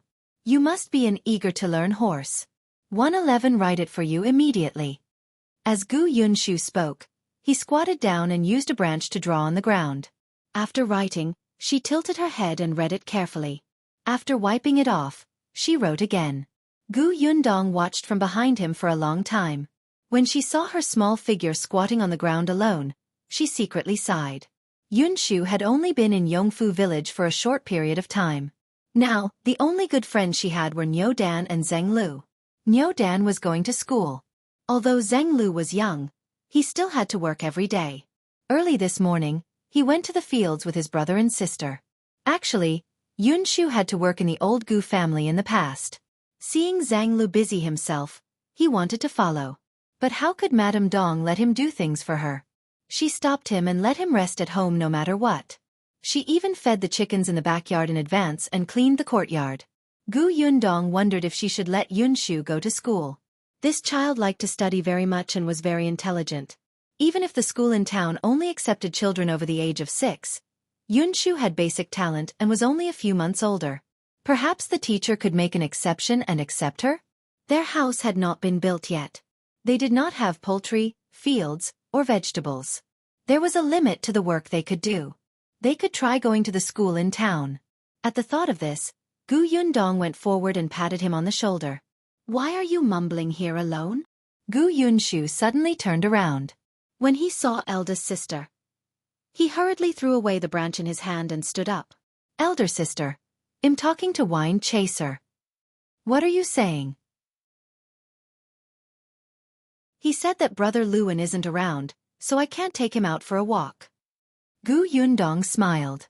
What's the big deal? Well, go to town later. Isn't it just nice to take a walk? Gu Yunshu's eyes lit up. To town? Us? Yes. Well, leave when mother comes back.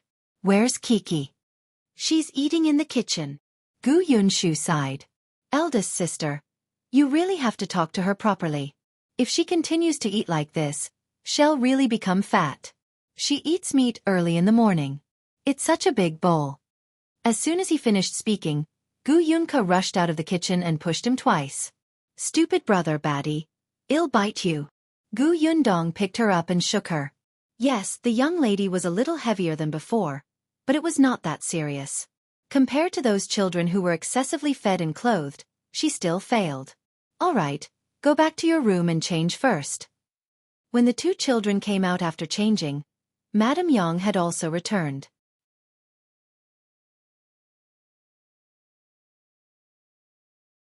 Chapter 117. 2 schools. After following Madame Dong to the river a few times, Madame Yang could go alone now. This was at the foot of the mountain. The laundry place was a little far from the other women in the village, so she would not meet many people. Madame Yang was also at ease. After drying her clothes, Madame Yang immediately went to change her clothes happily. The family set up the carriage. Gu Yundong asked Yunshu to inform Zhang Hu next door so that Madame Dong would not be anxious if she could not find them. Then, she got into the carriage and set off for town. Although they had all taken a carriage before, the carriage from before was rented. Now that it was their own, the feeling was definitely different. Along the way, other than Gu Yundong, who was driving the carriage outside, the other 3 were all excited. It took 2 hours to walk to town. It was much faster to take a carriage. They arrived in less than an hour. Although Gu Yundong had been to the county city a few times, it was her first time in town. This place was naturally not as prosperous as the county city, but it was also very lively. Gu Yundong first inquired about the place where the carriage could be stored. When she came out of the carriage, she also asked about the school in town. There were a total of 2 schools in town. One of them was where Niu Dan was. The teachers were a scholar in his 40s and his son. His son usually enlightened students who had just entered the school. The students of the scholar were slightly older. There was another school that was bigger than this first school. There were 2 scholars teaching. However, the difference was that this school accepted students based on money. Not to mention the problem of tuition, even the brush, ink, paper, and inkstone had to be bought by the school. Anyone who had brains would know that there would definitely be a lot of commission in between. Therefore, ordinary people could not afford to attend this school. Most of them were from families with good backgrounds in town. Gu Yundong had never considered a second school from the beginning. Even the teachers in this school were like this. The atmosphere was too bad. Hence, after asking for the address of the first school, she brought the 3 of them to the door. Yunshu didn't know at first. He just followed his sister and took a look at the town's environment. He only turned to look at Gu Yundong in surprise when he stood in front of a school called Mo Hall. Eldest sister, why are we here? He remembered that Niu Dan went to school here. Gu Yundong squeezed his small hand. One brought you here to take a look. Why? You don't want to come? Gu Yunshu was stunned, but his watery eyes seemed to glow. He wanted to come, of course he wanted to come. Niu Dan had told him a lot about the school. He didn't know how much he yearned for it, but his family was poor. He heard that all the money was spent on the house and the carriage. Studying cost a lot of money. He didn't want to add to his sister's burden. Gu Yunshu pursed his lips and made up his mind. Just as he was about to say that he did not want to come, he looked up and realized that his eldest sister had already gone forward to speak to the concierge. After a while, she came back and led them through the door. This place was not big. According to Niu Dan, they had 2 classes. One was a preparation class, and they were all children of his age. The other class was on the other side. Those students were all above the age of 10 and were prepared for the scientific examination. Gu Yundong led the 3 of them all the way there. They could hear the students from the preparation class reading. They could vaguely hear Niu Dan's voice mixed in. When they were about to reach the central room, they suddenly heard a stern voice coming from the corner. What did one tell you? Look at what you did. Did you listen to the master?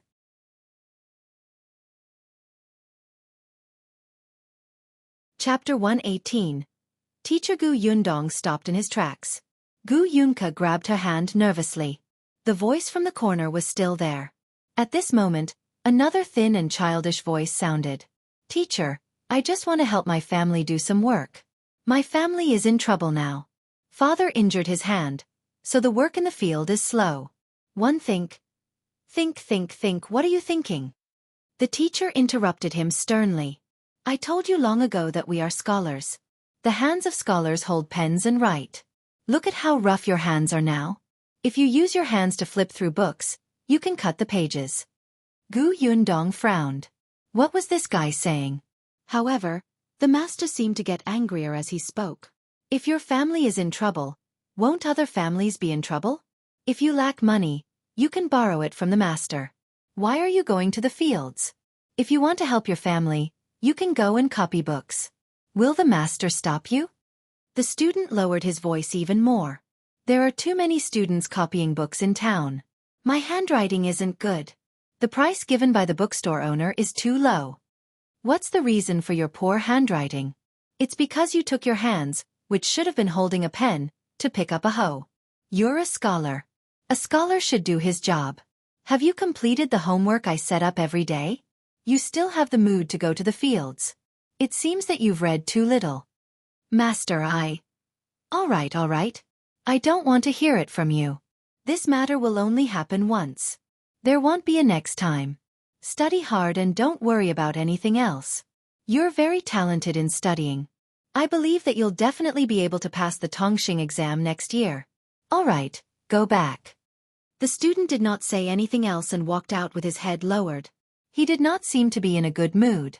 The teacher also came out. When he saw Gu Yundong and his family, he was slightly stunned. Then, his expression turned ugly. After the student left, he looked at the gatekeeper. What's going on? Who are they? Why are they brought here? Master, this family's surname is Gu. They want to send their children to school. The teacher glanced at them and quickly looked away. He frowned and said, "Where are the men in the family? Didn't one tell you long ago that if there are women coming over, they will be brought to the madam's place? You ignored my words. If word gets out that this woman and I are alone in the same room, won't my reputation be ruined?" Gu Yundong was speechless. She did not know if she should say anything. The gatekeeper hurriedly explained, "This Miss Gu is the only one in the Gu family who can make decisions. Her father is not around. Madam left early in the morning, so I brought her in. The children of the Gu family know how to read, so Old Master can teach them." "Since when is it your turn to tell Old Master what to do? So what if they know how to read? Even if they know how to read, you can't bring them to Old Master. Madam isn't here today, so let them come another day." With that, the teacher flicked his sleeves and turned to leave. He did not even speak to Gu Yundong and the others. The corners of Gu Yundong's mouth twitched violently. The gatekeeper was also depressed. He had only brought them in after receiving a few copper coins. He did not expect the old master to reprimand him. The smile on his face immediately disappeared. He said to the few of them in a low mood, "You heard it too. Let's go, let's go. Come back another day. One told you long ago that the women are all entertained by the madam." Gu Yundong exhaled slowly. She held Gu Yong's hand and left. Madam Yang and Gu Yunshu hurriedly followed. Unexpectedly, as soon as they walked out of the door, two women came up to them. One of them looked a little familiar.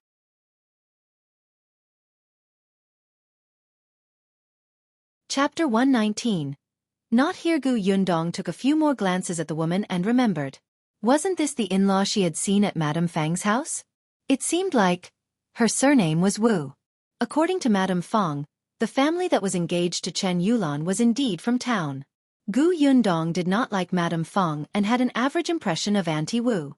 Hence, even if she recognized her, she pretended not to know her and walked past the two of them. Unexpectedly, the gatekeeper suddenly said, "Miss Gu, this is our madam." He pointed at another woman beside Auntie Wu and said, "You can tell madam about your brother going to school first." Gu Yundong smiled. "There's no need. We still have something to do, so we'll leave first." She nodded at the teacher's wife and led the family out of 1mo Hall. The lady was stunned and asked the concierge, "What's going on?" The concierge explained their intentions. Madam frowned and did not say anything. However, just as he turned to leave, she saw Madame Wu looking at Gu Yundong's back thoughtfully. She could not help but ask curiously, "Why? Do you know him?"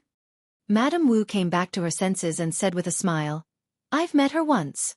She fled here a while ago and settled down in Yongfu village. This family is not a good family. I heard that they like to take advantage of others and don't know what's good for them. You have to be careful. If such a family enters this school, I'm afraid your teacher will fall for her tricks." The madam's expression changed slightly. She knew her master's personality. He was pedantic and inflexible. Wouldn't he be at a disadvantage when he met someone scheming? After some thought, she instructed the concierge, "If you encounter that family again in the future, don't let them in. Not everyone is accepted in our school. Character is very important." "Got it." Gu Yundong could still feel Madame Wu's gaze from afar. They had only met once, so she did not know why she was sizing her up. She secretly shook her head. When she saw Gu Yunshu lowering his head and looking depressed, she could not help but reach out and rub his head. "What's wrong?" "Eldest sister." Gu Yunshu pursed his lips and looked up at her again and again. After a while, he seemed to have made up his mind. One don't want to go to school anymore." Gu Yundong raised his eyebrows. "Why not?" "I heard what the teacher said. He doesn't allow students to work in the fields, but I'm the only man in our family. One have a lot of responsibilities. I want to work in the fields. One also have to do the work at home in the future." Gu Yunshu looked up and said very firmly. Gu Yundong was stunned. Looking at his tense little face, she felt her heart soften. She squatted down and looked at him at eye level. She smiled and said, "Okay, then we won't study here." Gu Yunshu nodded and blamed herself. "Eldest sister, one know that I was too willful. You clearly worked so hard to let me go to school. Not only did you ask Niu Dan about the school, but you also bought a carriage to transport me. You even personally came all the way to the school to look for the teacher. In the end, the teacher even scolded you. One let eldest sister down. I'm a bad person. Gu Yundong was speechless. Baby, although one know you can find all kinds of excuses for eldest sister's actions, isn't this a little too much? It's true that I asked Niu Dan about the school for you, but buying a carriage was really just for my convenience. Moreover, it's not a long journey from Yongfu village to town.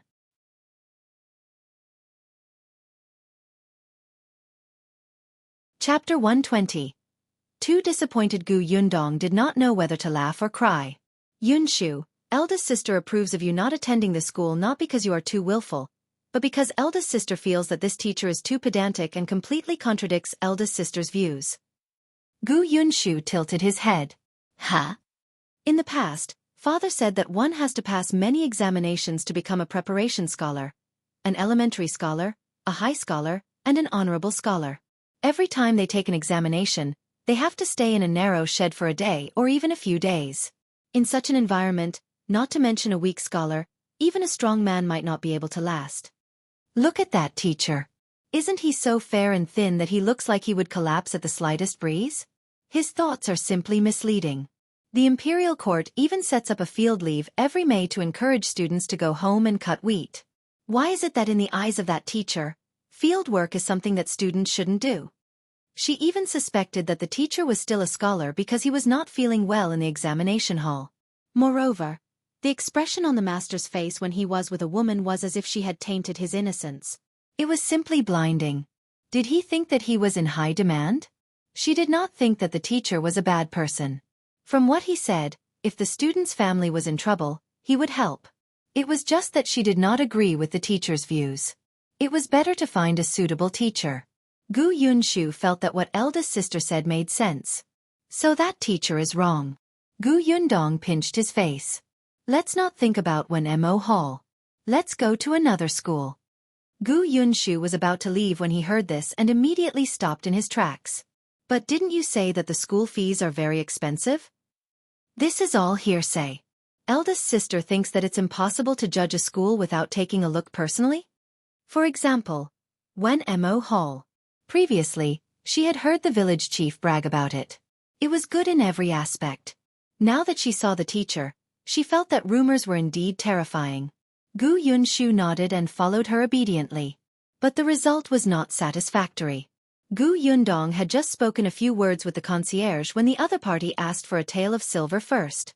Later on, they happened to see a teacher who came out. His disdainful expression made people want to hit him. When the teacher saw that they were dressed averagely, he even asked the gatekeeper to chase them away. She would not come to such a lousy school even if it was free. Gu Yundong tried her best to restrain herself from beating him up and left with the three of them. Gu Yunshu sighed faintly and slowly shook his head. I'm simply too disappointed in them. Gu Yundong, who had been holding his breath, was amused by his words. You're so worried at such a young age. It's not like there are only those teachers in this world. If there's no one in town, let's go to the county city. Why are you disappointed? To the county? Yes. Gu Yundong's first choice was the town because it was close and convenient for transportation. Gu Yunshu was young, so it was not a problem for him to be enlightened in the town. He could also go to the county when he was a little older. From the looks of it, she should know more about the schools in the county. Gu Yunshu was extremely distressed. The tuition fees in the county must be very expensive. Both of them were deep in thought. After taking a few steps, they realized that there seemed to be two people missing behind them. Where were her mother and sister?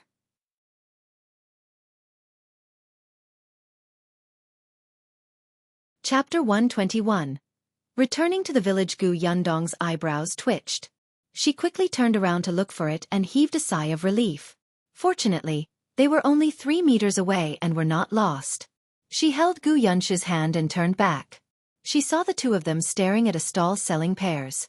Madame Yang swallowed and whispered, I'm not hungry. Gu Yunke sniffed hard. I just want to smell it. One don't want to eat it. As the two of them spoke, they carefully moved their feet, wanting to leave the fruit stall. However, they did not succeed. After moving for a long time, they only managed to move half a meter.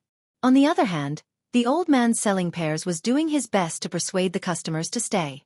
These pears are very crispy and have a lot of juice. They're sweet and delicious. Why don't you buy 2 for the children? They're not expensive. They're all planted by my family. 1 copper coin for each. Gu Yundong had already walked up to her.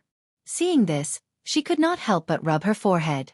She had fruits in her spatial storage, but other than the few apples she took out last time, she did not take any out. One reason was that it was inconvenient to live in someone else's house. The other reason was that there were few fruits here. Coupled with the season, there were even fewer ripe fruits now. Just like apples, they couldn't even be bought in the county. The pears looked good. She looked at the stall in front of her and gave the stall owner 30 copper coins.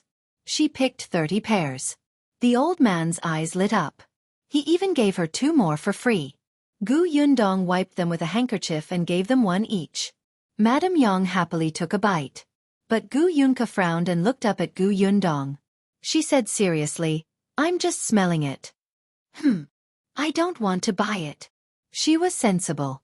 Gu Yundong also nodded seriously. "Yes, eldest sister wants to buy it. But let's agree that you're not allowed to stop while walking next time. Even if you want to smell it, you have to tell eldest sister first, understand? Otherwise, if eldest sister didn't notice, you and mother will be lost." Next time, she would hold the young lad's hand and let Gu Yunshu hold Madame Yang's hand. Gu Yunke nodded. "Okay, I'll be obedient. Let's eat." Only then did the little girl bite hard, so sweet that her eyes narrowed. Gu Yundong saw that it was getting late and she had finished asking about the school. She ate a bowl of noodles at the noodle stall and brought her family back to Yongfu village. Gu Yunshu got into the carriage and remembered something. Eldest sister, Niu Dan is still in 1mo hall. If the teacher teaches him wrongly, will it be bad for Niu Dan? One have to tell Niu Dan. Gu Yundong was stunned. This matter, she thought for a moment. Don't say any more. I'll talk to the village chief later. However, she felt that nothing would change. She did not agree with the teacher's concept, but most people in this era might still think that he was right. They felt that since they were studying, they should focus on one goal and not be distracted by anything else. Especially in the countryside, where their knowledge was limited, they felt that students should focus all their energy on studying. Going to the fields? We have parents and grandparents at home. We don't need you. Gu Yundong shook her head and drove the carriage back to Yongfu village. Madame Dong was at home, holding the cloth that Gu Yundong had brought over and making clothes for them. Seeing them enter, she quickly stood up and helped lead the carriage into the courtyard. After she tied the reins, she whispered to Gu Yundong, "You didn't know that the Hu family was up to no good again after you left today." Because Hu Liang always caused trouble for Gu Yundong, Madame Dong could not help but pay more attention to the Hu family. Fortunately, he wasn't looking for trouble with her this time.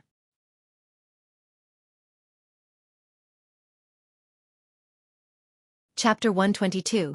Books in the space. Gu Yundong took out the pears and asked as she walked to the kitchen, "What happened to the Hu family?" This morning, Hu Liang woke up and shouted.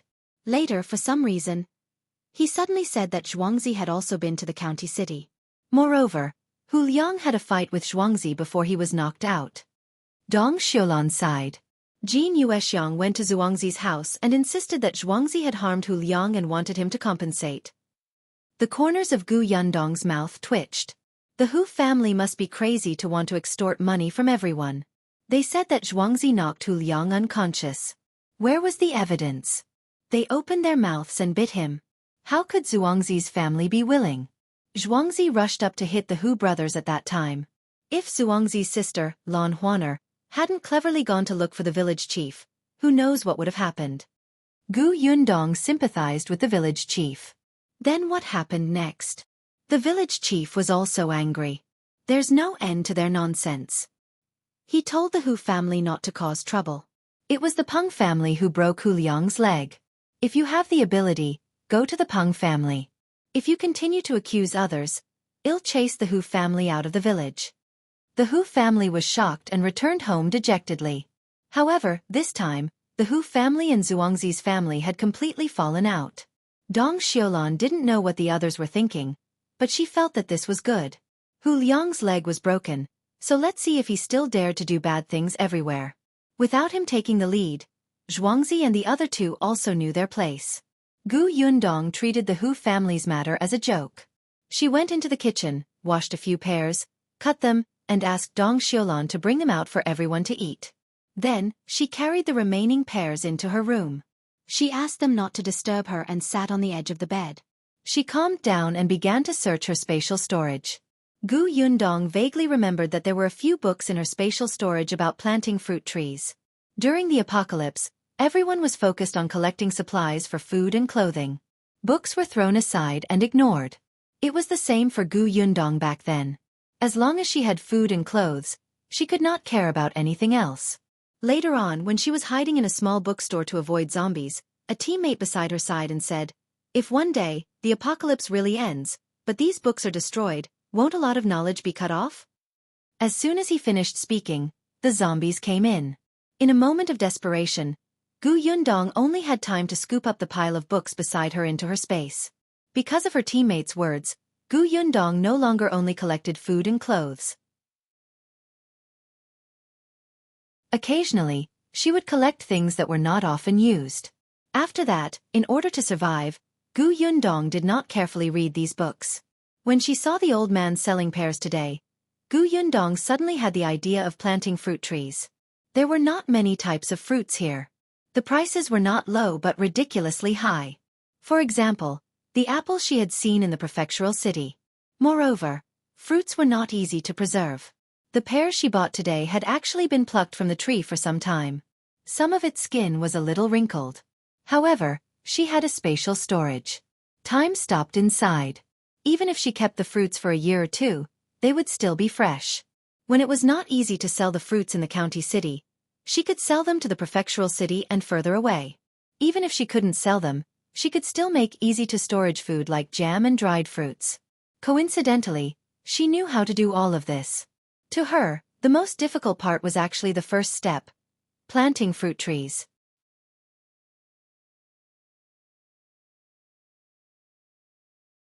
Chapter 123. Determined Madame Fang and her daughter found it. Soil and protection issues, and fruit tree cultivation techniques. After reading 2 thick books, Gu Yundong felt that it was almost the new year. Moreover, it was definitely not possible to rely on just 2 books. She had to find someone who had grown fruits to discuss it. She could still give it a try. However, fruit trees could not mature in a short period of time.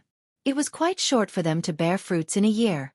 Before that, she could only go elsewhere to buy seasonal fruits. Gu Yundong put the book back into her spatial storage.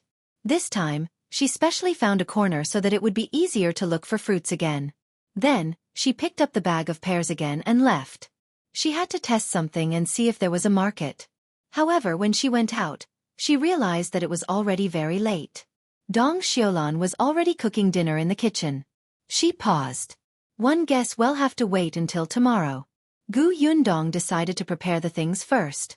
She found 2 pieces of bamboo in the courtyard and started to peel them with a knife. It did not take long for it to be cut into more than 10 small wooden sticks. Gu Yunshu saw it and hurriedly ran over to ask, "Eldest sister, why are you cutting the wooden sticks?" "You'll know tomorrow." Not only did Gu Yundong cut the wooden sticks, but she also dug out many molds of various shapes. This time, even Gu Yunke and the Zhang siblings were extremely curious. They gathered around her and watched seriously. When Gu Yundong was done, she realized that there was a circle of children around her, including Madame Yang. She laughed and put the things away. "What are you all doing? Auntie is busy in the kitchen. Aren't you going to help?" The children instantly dispersed. After dinner, the sky turned dark. Shao, Qingyuan and Lu Wei still hadn't returned. Luan had returned from the county city, but he looked listless and uncomfortable. Gu Yundong guessed that he might have been scolded. Madame Fang and her daughter picked wild vegetables for another day and returned empty-handed. Gu Yundong wanted to laugh, but she had clearly underestimated the stubbornness of the mother and daughter. The next morning, when she went out to the homestead to look at the house that was being built, she saw them at the foot of the mountain again. Gu Yundong was speechless. "Did the 2 of you pluck all the wild vegetables at the foot of the mountain?" Feng Danning was beside her, looking energetic. At this rate, we'll be able to set up the beam soon. When you're free, go to 6th grandfather's place and ask him to pick a good day for you. The start date of construction was chosen by 6th master. He was considered the most senior elder in Yongfu village now. Gu Yundong nodded as he walked into the house. Can one dig a well in this house? After you told me 2 days ago, one got someone to take a look. The front yard won't do. But there's a spring in the backyard that can be dug out. Shall one show you? Okay. Feng Danning brought her to the backyard. There was a place surrounded by wooden planks, probably to market. This is it. Gu Yundong looked at the location. It was actually not very good. However, it was better to have a spring than nothing. There was no need to specially get water from the well. It was much more convenient to cook and wash clothes. After looking at the house, Gu Yundong returned to the Zhang family. There was no one in the courtyard, so the children followed Liu An to walk the horses. Madame Dong was brewing medicine in the kitchen. When she saw her return, she carried the medicine jar to the next room to see Zhang Hu. Gu Yundong thought of the things she had prepared yesterday and immediately ran to his room. She took out the pears and wooden sticks and went straight to the kitchen. She washed a few pears, peeled them, and cut them into pieces. Then, she used gauze to squeeze out the juice.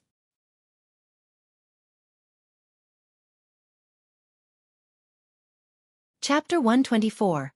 Shao Qingyuan is back. It was a pity that she did not have a juicer. Otherwise, she would not be so tired. After squeezing the pears dry and filtering them twice until there was no residue left, she placed them aside as a backup. Then, she started a fire and took out rock sugar and malt sugar. Add pear juice and rock sugar to the pot. Boil it and add a certain amount of malt sugar. The temperature had to be very high. Gu Yundong's forehead was already drenched in sweat. After boiling it for a long time and seeing that it was about time, she slowly poured it into the mold she had made last night. Afraid that she would not be able to take it out if it stuck, she specially applied a thin layer of oil paper under the mold. Then, she took out a small wooden stick. This wooden stick had been cut extremely thin by her, and it was not much different from the kind of wooden stick used for lollipops. When everything was done, there was a chatter at the door. Then, Gu Yunke's childish voice could be heard. It smells so good. Eldest sister made food. After saying that, she ran towards the kitchen and quickly saw the candy on the table. The little girl's eyes lit up. Big sister, what is this? Fruit candy, Gu Yundong said with a smile. She stopped her small figure. You can't eat it yet. Wait until it's cold and solid. Actually, it was best to put it in the fridge for a few hours, but the conditions here did not allow it. However, the temperature was low now, so they did not have to wait too long. Gu Yunke clicked her tongue and looked at her eagerly. Then I'll help eldest sister keep an eye on her. All right, just watch. The young lady insisted on torturing herself, so Gu Yundong had no choice. But she was very obedient.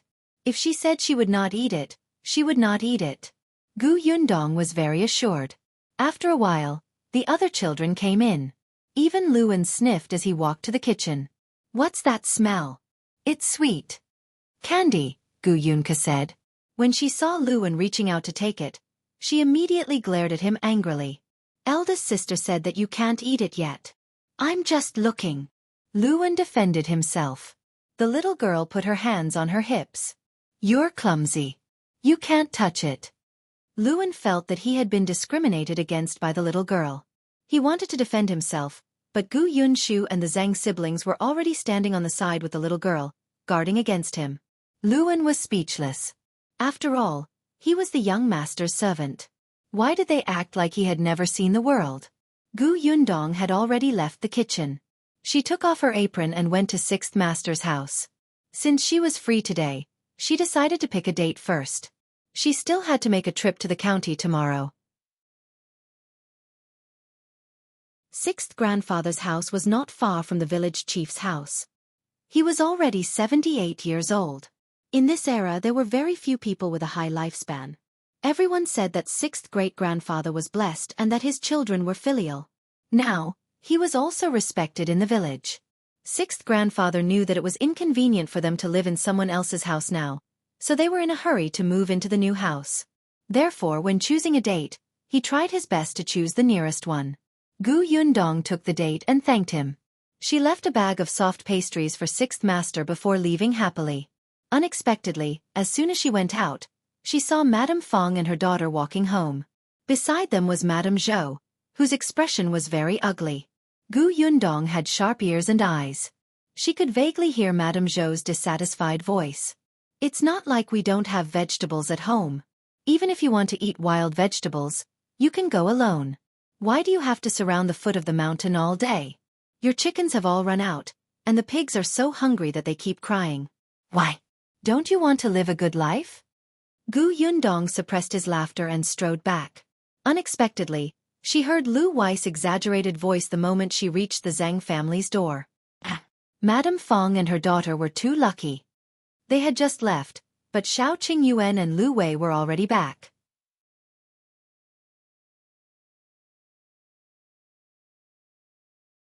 Chapter 125.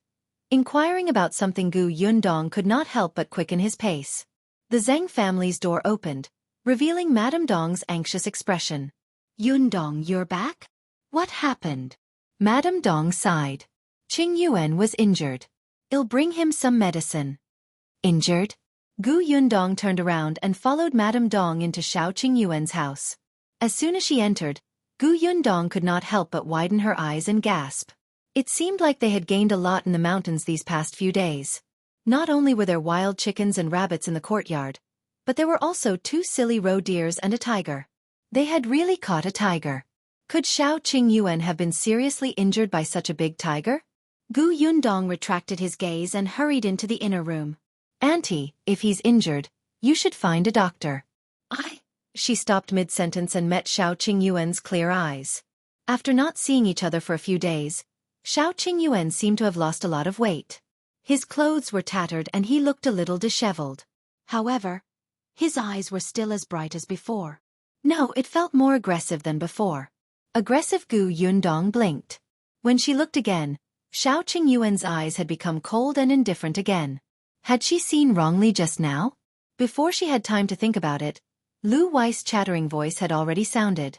I also asked him to see a doctor. I know Dr. Zhou from the county city's Onren clinic. He's skilled in medicine and will definitely be able to heal you. Don't force yourself. I know it's my fault this time. If it weren't for saving me, you wouldn't have been injured. I promise that next time, 111 obediently stay on the tree and won't come down again. There won't be a next time. Shao Qingyuan glanced at him. Lu Wei choked for a moment and waved his hand after a while. We'll talk about this later. Let's go see a doctor first. It's just a small injury. There's no need. Only then did Gu Yundong see clearly where Shao Qingyuan was injured. There was blood on his shoulder, but fortunately, it did not look very deep. Looking at him standing there in high spirits, his life was definitely not in danger. Gu Yundong heaved a sigh of relief. Shao Qingyuan glanced at her discreetly and smiled. He said to Lu Wei, Go boil water. 111 Go back to my room to apply the medicine. This wasn't the first time Shao Qingyuan had been injured. His family had prepared trauma medicine. The medicine that Madame Dong had brought was for Zhang Hu. It was useless to him. Seeing that he couldn't persuade him, Lu Wei felt a little vexed and guilty. He sighed and shouted at Lu An, Have you boiled the hot water? Your young master stinks.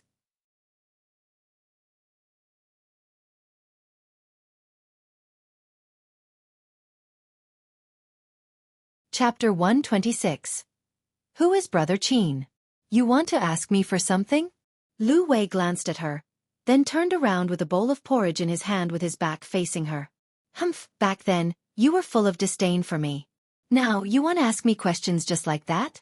Are we very close? The corners of Gu Yundong's mouth twitched. So be it. She turned her head and spoke to Shao Qingyuan. There's a lot of prey. How you plan to deal with them? Shao Qingyuan put down the bowl and said, Leave these pheasants and wild ducks at home to eat.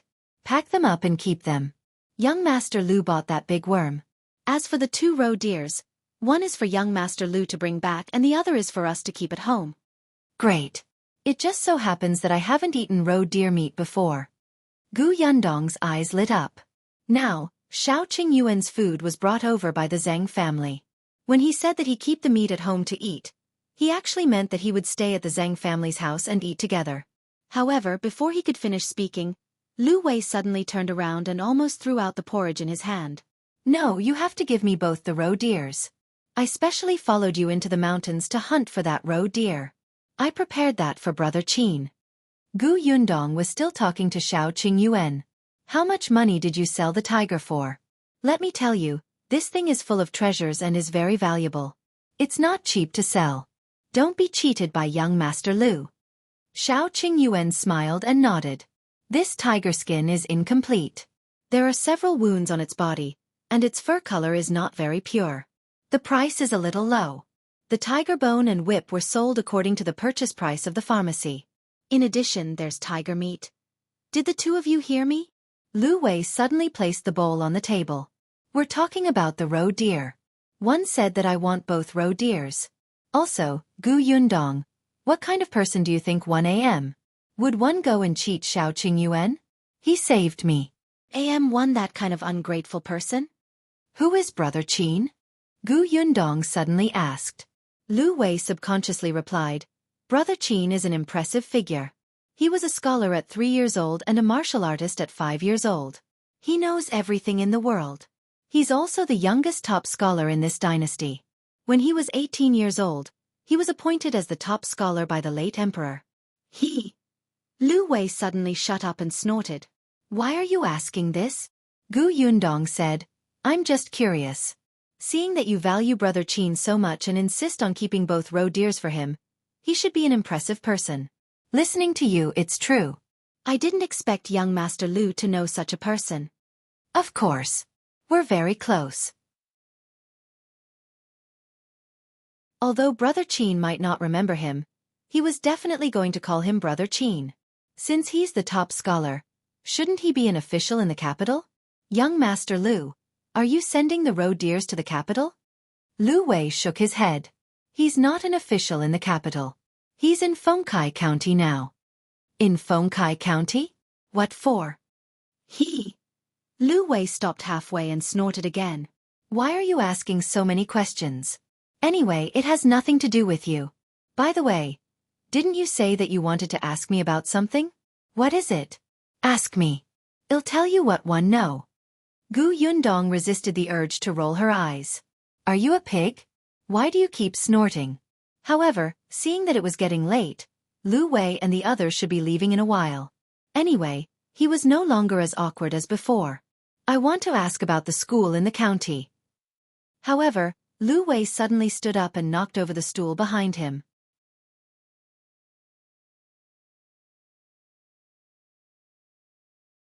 Chapter 127. School is settled. Gu Yundong was shocked by him.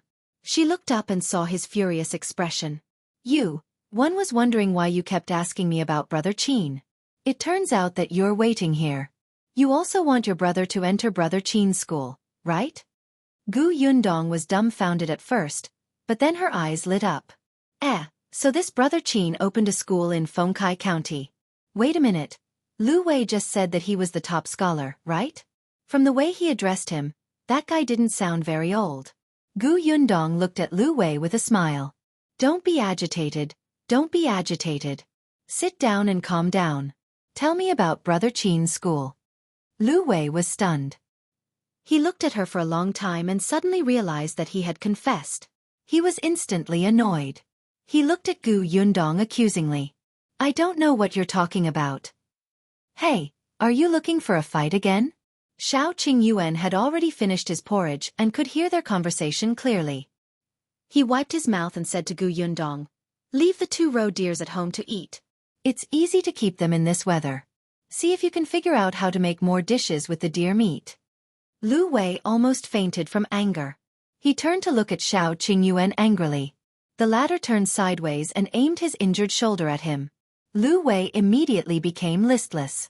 He took a deep breath and told himself that this guy was his savior. He could not be ungrateful. After slowly calming down for a while, he said, forget it, forget it. It's not a secret anyway. Everyone in the county knows. Only people in remote places like you don't know anything. Gu Yundong raised his eyebrows. Go ahead. Brother Qin's original name was Qin Wenjing. After he became the top scholar at the age of 18, he became an official in the Hanlin Academy in the capital. He was young and energetic, and he was also smart. He was full of ambition and wanted to make a contribution to the country and the people. But the late emperor, Liu Wei, paused. There was no need to elaborate. Everyone knew. The late emperor was muddle-headed and tyrannical. It was not easy for you to achieve results. Many loyal officials were depressed and even beheaded. In the beginning, Qin Wenjing was also suppressed everywhere. Fortunately, his position was not high and he did not have any backing or real power. In the eyes of those in high positions, he was not a threat. Although someone like him could easily become a pawn for others to use, Qin Wenjing still had a brain. He had safely dodged several dangerous situations. It was also because of this that he no longer charged forward. After that, for some reason, Qin Wenjing suddenly resigned from his post and traveled far and wide with his wife. In the end, they stopped at Fengkai County. Others didn't know the reason for his sudden resignation, but Liu Wei's family had connections. It was said that Qin Wenjing had met the crown prince, who was now the new emperor, before he resigned. No one knew what they had discussed. Liu Wei lowered his voice. Let me tell you, now that the new emperor has ascended the throne, a capable person like Brother Qin will probably be summoned back to the capital soon. Therefore, it's impossible for you to send your brother to study in his school. How can he still accept students at this juncture, right? Oh. Gu Yundong was enlightened. She looked as if he had a point. However, in the next moment, her voice changed and she asked with a smile, Then why are you giving him the road, dear? Isn't it to enter his school?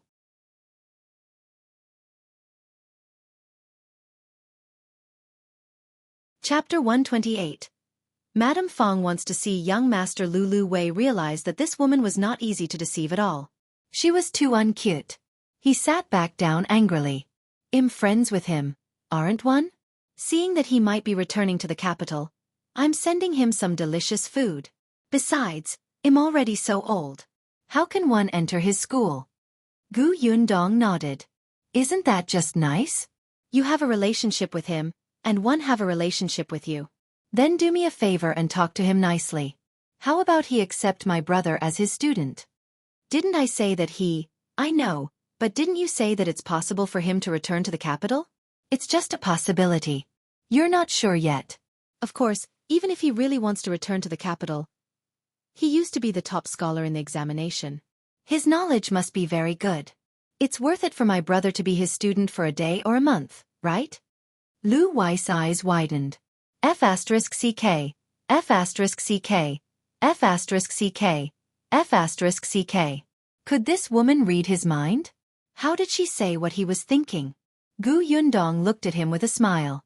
Beside him, Shao Qingyuan tilted his shoulder.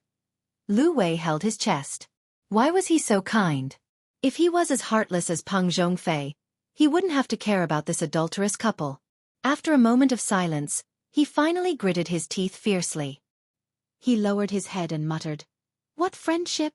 One don't have any friendship with Brother Qin. Otherwise, why would I send roe deer meat so that my brother can enter his family's school? Cough cough. Gu Yundong choked on her own saliva. Liu Wei flew into a rage out of humiliation. Why? Do you think it's so easy to enter his school? The young master of the county magistrate's family wanted to learn from him, but was rejected. He didn't give him any face at all, okay? Brother Qin has his own way of accepting students. It's not useful just because you're rich and powerful. It's also not based on talent and looks. It's not easy to enter, okay? Could it be that the roe deer meat? Gu Yundong guessed softly. You're smart. Gu Yundong was speechless.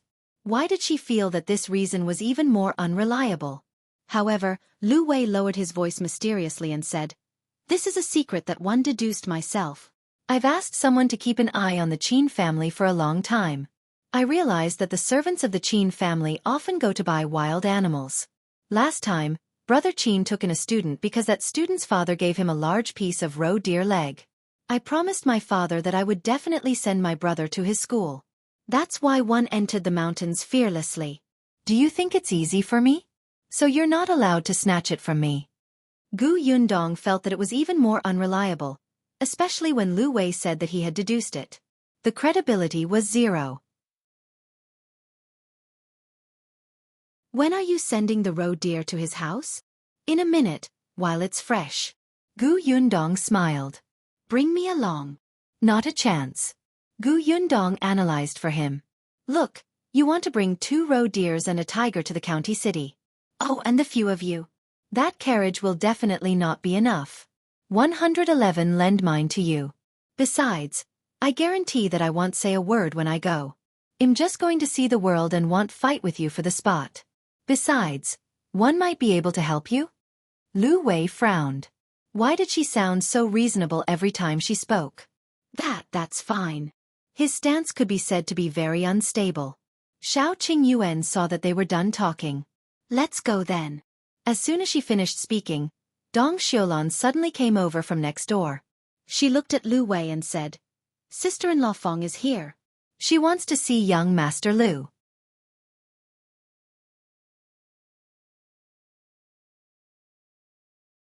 Chapter 129. So what if I hit you? Lu Wei was confused. Sister-in-law Fang? Who?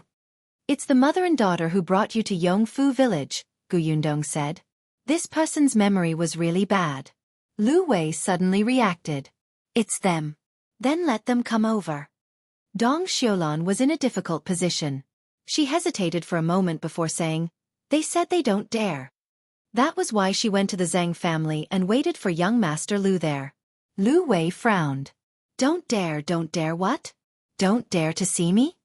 They don't dare to see me. Shao Qingyuan said. Lu Wei blinked. Why? Halfway through he remembered. Oh, I know. Back then, they seemed to have said that you were a wolf cub and were very scary. Gu Yundong glared at him fiercely. Don't speak if you don't know how to speak. You're the wolf cub. Shao Qingyuan saw her small actions and couldn't help but smile. He was in a good mood.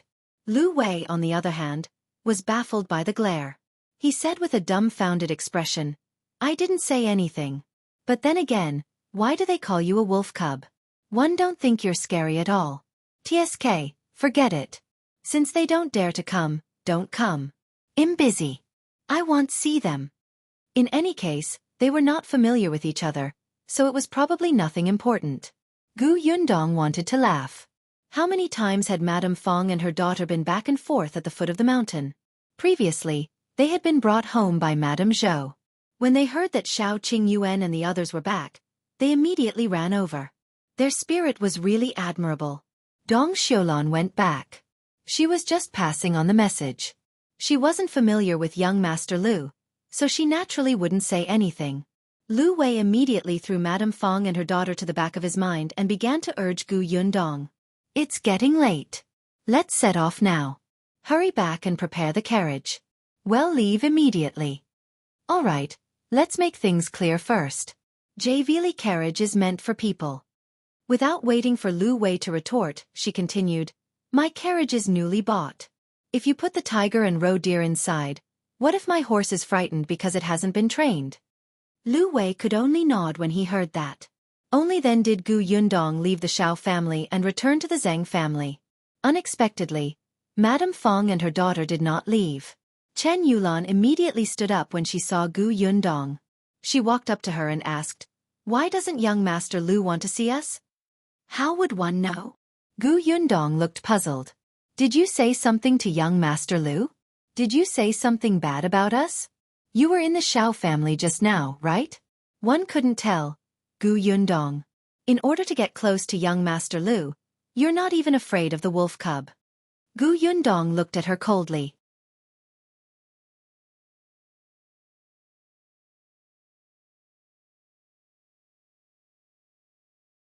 Chapter 130. Sudden Despair, 2. Zhao Riqian waved his hand, and decided to settle this matter quickly. When the 5 people opposite heard Zhao Riqian's words, they immediately revealed happy expressions. They knew that this matter had finally been resolved. However, just as the 5 of them were about to leave, a sudden change happened. Howl! Suddenly, a roar came from behind the 5 of them. The sudden sound frightened the 5 people because they were very familiar with that cry. That cry was completely a zombie's cry. The 5 of them hurriedly turned around, and were shocked to see that their boss had turned into a zombie. At this moment, their boss still had an arrow stuck in his head, but it did not affect the other party's activities. After the other party saw the 5 of them, he pounced on them. Faced with this situation, the other 5 people had never expected to see something like this. Especially shocking was their boss, who suddenly turned into a zombie and pounced over. This development immediately frightened the 5 people. All of them wanted to escape quickly. Unfortunately, the boss didn't become completely stiff after turning into a zombie. He quickly pounced on one of them. Then, they heard a series of tearing sounds. The young man who was pounced on was instantly bitten by the zombie boss. Quickly pull away from the other party. Ah no, you can't pull away. He will be infected if it's already bitten him. At this moment, the others immediately reacted. A few of them wanted to pull away from the other party, but when they thought that the other party had already been bitten, they completely gave up on this idea. What are you looking at? Run quickly. Let's run in all directions. Run in all directions. Hurry. Upon hearing this sudden sentence, the remaining 4 people instantly ran in 4 directions. Now that a zombie had appeared in this place, it was completely unsafe. Therefore they could not stay here. The most important thing was to leave this place first. Just as Zhou Riqian was about to leave with his sister, he suddenly realized that the 2 people who had been shot by his sister had also gotten up. After they got up, they charged towards Zhou Riqian and his companion. They opened their bloody mouths, looking extremely ferocious. It was as if they were going to take revenge on Zhou Riqian and the other person for the previous hatred and conflicts. Seeing the 2 zombies rushing over, Zhou Riqian did not escape immediately. Instead, he gritted his teeth and raised his shield, knocking one of the zombies to the ground. Quick, go and help my sister. I'll deal with this zombie, Zhou Riqian hurriedly said to Chu Xiu. At the same time, he held his shield and kept hitting the zombie that he had knocked to the ground. Bang, bang, bang, bang. A crazy smashing sound rang out. Zhou Riqian ruthlessly smashed the zombie on the ground, not letting it move at all. At the same time, Zhou Riqian's sister also raised her bow and shot the calf of the zombie opposite her. Soon, the zombie fell to the ground. Clearly, she knew very well how to deal with such zombies.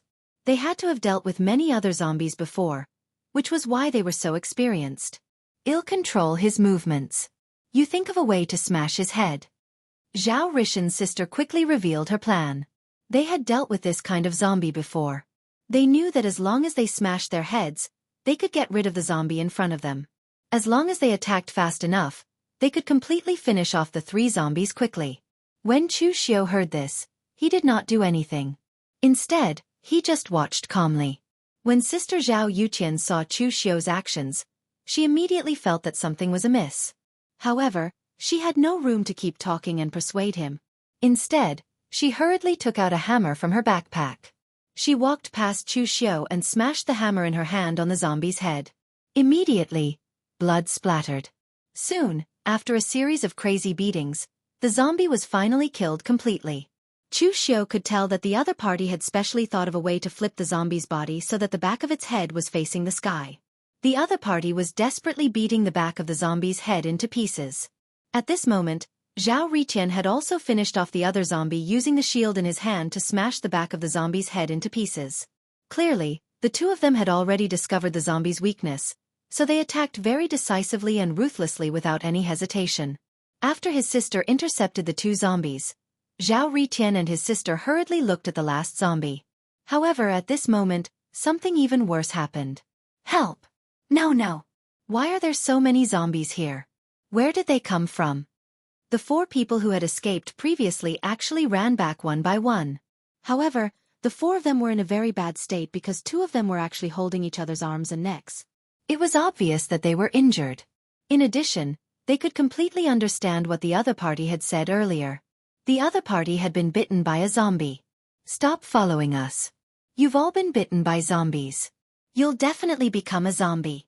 Do a good deed and lure the zombies away. The other 2 young men shouted angrily at the 2 people who had been bitten.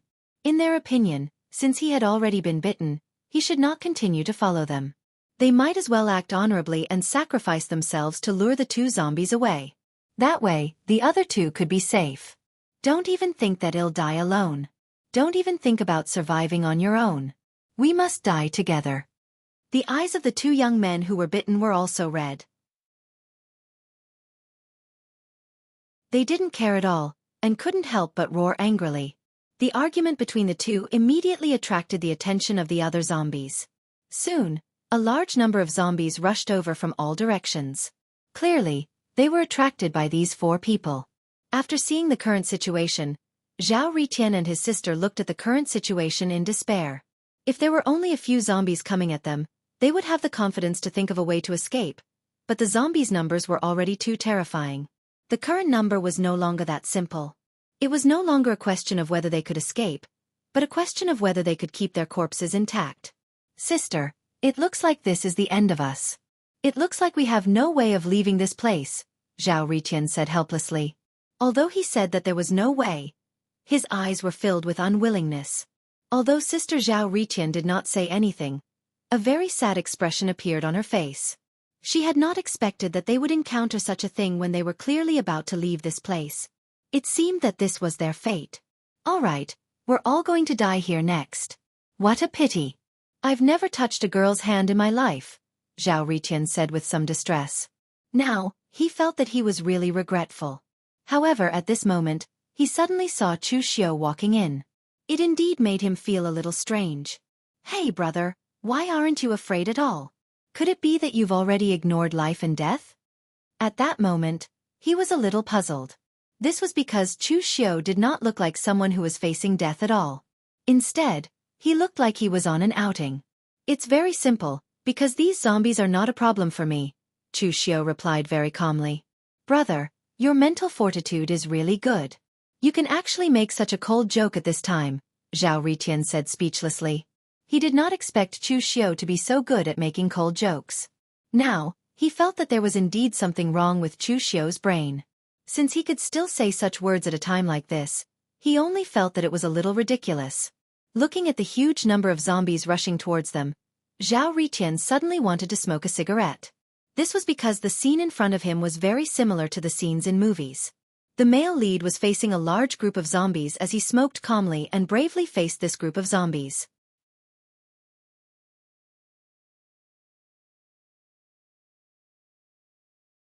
Chapter 131. Familiar figure. Madame Fang took a step back and looked up to see Chen Liang walking out. She immediately started crying. Sister-in-law, you're poking at my heart. I've been Brother Qin's widow for so many years and rarely left the house. One didn't expect to hear you say this. I might as well die. Madame Zhou sneered. Go back to your house and cry. Chen Liang frowned and walked out from behind Madame Zhou. All right. You're her sister-in-law. What are you saying? Yes, one don't know how to speak. She didn't do anything wrong. 111 leave. Madame Zhou glared at Chen Liang fiercely before turning around and returning to her room. Chen Liang frowned even more and looked at Madame Fang impatiently. Why didn't he feel that Madame Fang was so unreasonable in the past? Don't cry anymore. Your sister-in-law has been in a bad mood for the past 2 days. Don't take what she said to heart. Go back first. Uncle, you also think that what I did was wrong, right? One really don't have any other intentions. It's just that young Master Liu's family is in the county city. They have a big family and power. In the future, when Yulan marries into the Wu family, the Wu family will also want to do some small business in the county city. If we can build a relationship with young Master Liu, it will be helpful to the Wu family. Yulan will also have a status in the Wu family. Chen Liang sighed. All right, I understand. You guys can go home first. Seeing that he did not believe her, Madame Fang was a little anxious. However, Chen Liang looked like he was unwilling to say more. She could only bite her lip and bring Chen Yulan home. At this moment, Gu Yundong had long forgotten about the mother and daughter and had already prepared the carriage. On the other side, the big tiger and roe deer had already been loaded into Lu Wei's carriage. However, Liu An was a coward. Even if it was the tiger's corpse, he was still very afraid. Therefore, he could only let Shao Qingyuan drive the carriage. Liu An ran to Gu Yundong's side and jumped into the carriage. As a result, only Gu Yundong and Lu Wei were left in the carriage. Gu Yundong was speechless. Lu Wei. When the carriage left the village, Gu Yundong suddenly shouted, Liu An, come in. 111 drive the carriage.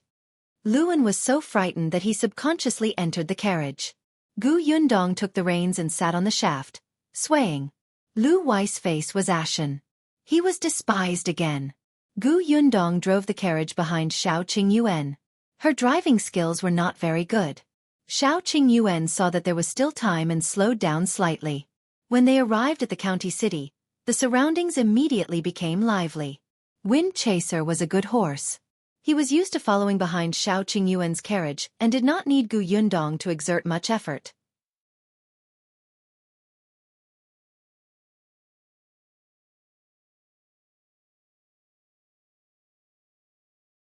Chapter 132.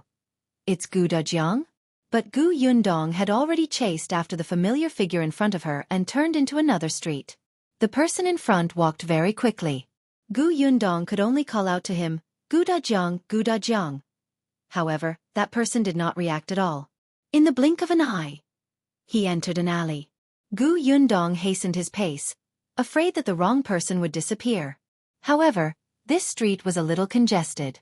There were even stalls in front. Gu Yundong was anxious and could not care less. She directly passed through the stall. She thought that she would be able to jump over, but the stall owner suddenly stood up. Gu Yundong avoided her, but she did not avoid the basket on the ground. The basket fell, and Gu Yundong could vaguely feel the things inside fall out. She did not even have time to take a look. She only said to the stall owner, I'm sorry, big sister. 111 come back and compensate you later. As soon as she finished speaking, she turned into the alley. Seeing that the person in front of him had not disappeared, Gu Yundong finally heaved a sigh of relief and hurriedly ran forward. Gu Dajiang, father you? That person turned around and Gu Yundong choked on her words. No, it wasn't Gu Dajiang. She had recognized the wrong person. That's right. This is a small county city under the Xuanhe prefecture. The probability of meeting Gu Dajiang is too low. How could it be him? However, this person's side profile was too similar. That person looked at Gu Yundong in confusion. Miss, what's the matter? If there's nothing else, I'm leaving. I'm on my way. I'm sorry, I mistook you for someone else. Gu Yundong smiled apologetically. After watching the person walk away, she let out a sigh of relief and patted her face. It doesn't matter. We'll find him one day. Right, that vendor.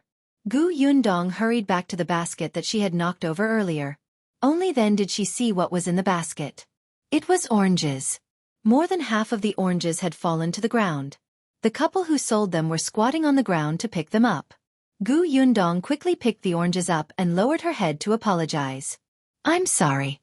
I ran in a hurry just now and knocked over your basket. Count how many of them are broken. I'll compensate.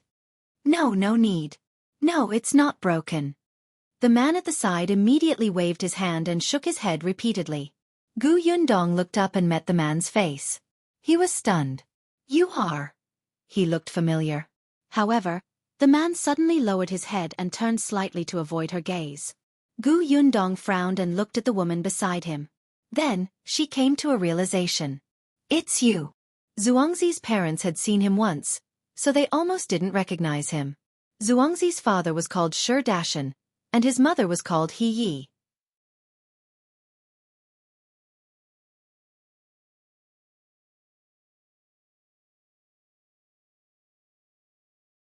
Chapter 133.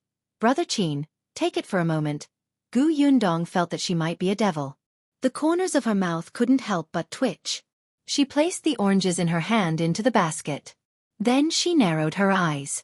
She hadn't looked carefully just now, but now, she noticed that the oranges in the basket were all plump and round. The skin was yellow and orange, and the shape was even. They were arranged neatly in the basket and looked indescribably beautiful. Did you plant this? Gu Yundong asked. He Yi was stunned for a moment before nodding. We planted them. There aren't many of them. The fruits this year are quite good, so we chose this place to sell them. Do you want to eat them? These oranges are delicious. Gu Yundong nodded. He Yi smiled and immediately peeled the orange for her. Gu Yundong looked at the orange in her hand. It was thin and juicy. After tasting a piece, her eyes lit up. It was really delicious. It was natural and unpolluted. It was even sweeter than the oranges in her space. She looked at the couple in surprise. She did not expect them to have such ability. Rubbing her chin, Gu Yundong wondered if she should trick the two of them into helping her plant the orchard. She was in need of experienced manpower. She would ask the village chief about their past. If it was appropriate, she could get busy. Gu Yundong ate an entire orange in a few bites and then picked a few more from the basket. He Yi and Dajiang looked at each other. They were both worried, but they did not dare to say anything or ask anything. After Gu Yundong picked 4 or 5, he stopped, looked up, and said, "I'll take these first. Can you sell the remaining 20 or so and bring them back to Yongfu village for me? I don't have anything to pack and can't take them. I'll pay the money to you when one return to the village later. All right?" Dajiang blurted out, "You want to pay?" Gu Yundong blinked. "Don't one have to pay for things?" No, did they think that she was a freeloader?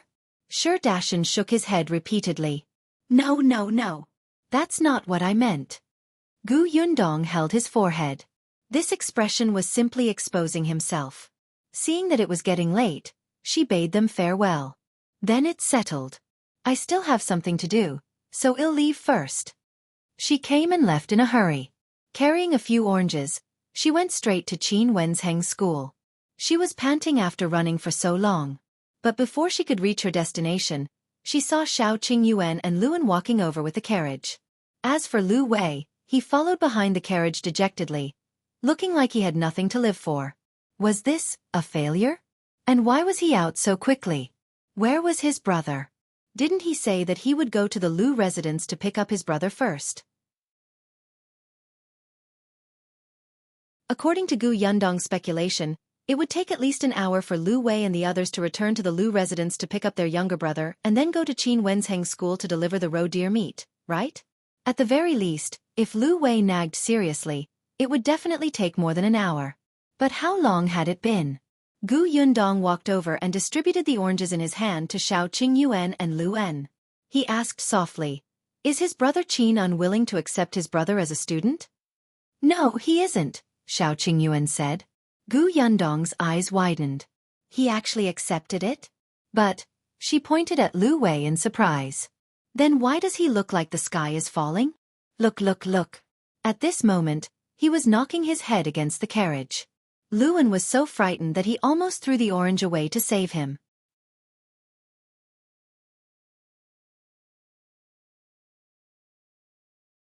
Chapter 134. Bring back the roe deer. Before Shao Qingyuan could answer, Lu Wei was already standing in front of Gu Yundong. His eyes were wide open, and his lips were pursed tightly. He panted heavily, looking furious. Gu Yundong blinked and blinked again. "Wasn't it your wish to accept your brother? But what does that have to do with me?" "Huh!" Gu Yundong replied. Lu Wei was already exasperated. "Brother Qin accepted my brother not because I risked my life to go deep into the mountains to hunt those 2 roe deers, but because he owes my family a favor." Gu Yundong was enlightened. "So, even if you didn't give him the roe deer, he would still accept your brother, right?" "That's right." His father had lied to him. This definitely wasn't his biological father. "No." Gu Yundong narrowed his eyes and glanced at the carriage behind him. He asked, "Then, can you give me 2 roe deers? I've already given them to Brother Qin. Since those 2 roe deers are useless, why did you give them away?" Gu Yundong wanted to pry open his brain to see if they were made of paste. Lu Wei also wanted to cry. "Do you think I want to? One gave him the 2 roe deers before he told me that he owed my family a favor." Gu Yundong clicked his tongue. As expected of the top scholar at such a young age. He's indeed sinister. "That's right. I've already given it away. One can't go back on my word and ask him to take it back, right?" Lu Wei used to think that Qin Wanzheng was noble and magnanimous. When the court was in turmoil, he was a very far-sighted gentleman. As expected, he was still inexperienced. Gu Yundong looked at him. "Why can't I take it back? He accepted your brother to return the favor. If he accepts the roe deer, it's equivalent to not returning the favor. Let's go and ask him to take it back now." Lu Wei was stunned. This Made a lot of sense. He really followed behind Gu Yundong and returned to school. Shao Qingyuan gave his carriage to Liu An and quickly followed. The school was not far away. Gu Yundong stood at the door and looked up at the signboard above his head. The corners of his mouth could not help but twitch. Indeed, talented people were willful. They didn't even give a name and just called it a school. The concierge knew Lu Wei. When he saw that Lu Wei had returned, he was a little surprised. He hurriedly went forward and asked, "Young Master Lu, is there anything else?" Lu Wei looked at Gu Yundong and said hesitantly, "I still have something to say. I'm here to look for Elder Brother Qin. Please inform him." The concierge nodded and quickly ran inside. Lu Wei thought about it and turned to Gu Yundong. "You want those 2 roe deers back because you want to send your brother to school, right? But do you think they will still accept your brother if you do that?" Bringing them back and sending them over was no different from taking off your pants and farting. It would even leave a bad impression on Brother Qin. Gu Yundong glanced at him. Was he stupid? Did he really think that she was trying to get the 2 roe deers back? She was just finding an excuse to enter the Qin family. When she saw Qin Wenjing, she would definitely not mention the roe deers. Gu Yundong did not speak. He just waited quietly. The Qin family was not very big, and there were not many servants. The gatekeeper found Qin Wenheng's servant, and the servant went to the study. "Master, young Master Lu is here again." As he spoke, he glanced at the things on Qin Wenheng's table. It was an arrest warrant. On it was a portrait of a person. That person looked like a real person. It was said that Master had brought him back from the prefectural city.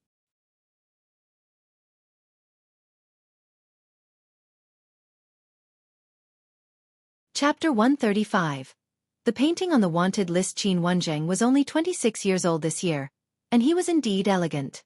It was said that back then, the late emperor had hesitated for a long time about choosing him as the top scholar. After all, since ancient times, the top 3 candidates had won with their looks. At that time, the 3rd place was already in his 30s, and he was still a little inferior to this man in terms of looks. Later on, there was still an old minister who argued on the basis of reason. He felt that the scientific examination valued knowledge, and appearance was secondary. Moreover, an 18-year-old top scholar would bring glory to the country. Especially it happened during the previous emperor's reign. It could be recorded in history. Perhaps the last sentence had touched the late emperor's heart. He waved his hand on the spot and Qin Wenjing became the top scholar, the most handsome top scholar in history. Now that a few years had passed, other than the fact that his aura had improved, his appearance had not changed much. Hearing the servant's words, he frowned slightly. He was a little unhappy that he was disturbed. Without looking up, he said that Madam and I are out. He won't see us. After saying that, she lowered her head and looked at the wanted poster on the table. Beside the wanted poster was a piece of paper with a half-drawn picture on it. It was an imitation of the person on the wanted poster, and Qin Wenjing was holding a charcoal pen in his right hand. Upon hearing this, the servant turned around and ran out of the study. He did not expect to run into Qin Wenheng's wife, Madame Gu. Madame Gu walked in with a plate of pastries in her hand and smiled. "Why didn't I know I was going out?" Qin Wenjing raised his head and waved for the servant to leave quickly. He went over to take the pastries. "Why are you here? Aren't you riding with Ninger?" She went to see the 2 roe deer. She was overjoyed to know that there would be wild animals for dinner. Madame Gu walked to his desk and saw the wanted poster. She then looked at the half-drawn map beside it. She laughed. "Master is indeed amazing. You've already learned how to draw like this." Qin Wenjing shook his head. "Not yet. I feel like something is missing." Something was wrong. "Isn't it good? They're very similar." Madame Gu looked at it carefully for a moment and felt that it was very lifelike. However, Qin Wenjing was very dissatisfied. He sat at the side and took a sip of tea. He said, "Prefecture Magistrate Dai is too petty. No matter how I asked him, he refused to tell me who drew this arrest warrant. He said that he promised that person not to leak any news about him." Madame Gu covered her mouth and laughed. "You're the one who taught me to keep my word. Why? Do you want the prefecture magistrate to go back on his word now?" He didn't say anything because he wanted to protect the painter's identity so that he wouldn't be in danger. I won't tell anyone. I just want to exchange painting skills with him. Qin Wenjing picked up the one he had drawn. He paused for a moment, then crumpled it into a ball and threw it away. Madame Gu could not stop him and looked at him helplessly. However, Qin Wenjing stood up. No, one have to go to the prefectural city. There are only so many painters in the prefectural city. I'll find them eventually. As he spoke, he left the study to call for the servant. The servant had just finished speaking to the concierge when he rushed back. At this moment, Gu Yundong and the rest also saw the concierge who had just returned. Master and Madam just went out. Nonsense. You're the concierge. Wouldn't you know if they went out? Lu Wei was dissatisfied. The concierge said helplessly, they went out the back door. I couldn't see them either. You, Gu Yundong pulled Lu Wei. Forget it. It seemed like he didn't want to see her anymore. It would be too ugly and repulsive to argue at the door like this.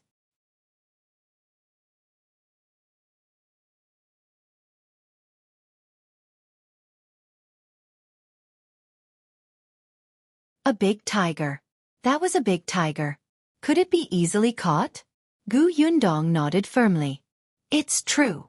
What about the big tiger? He was taken away by young Master Lu.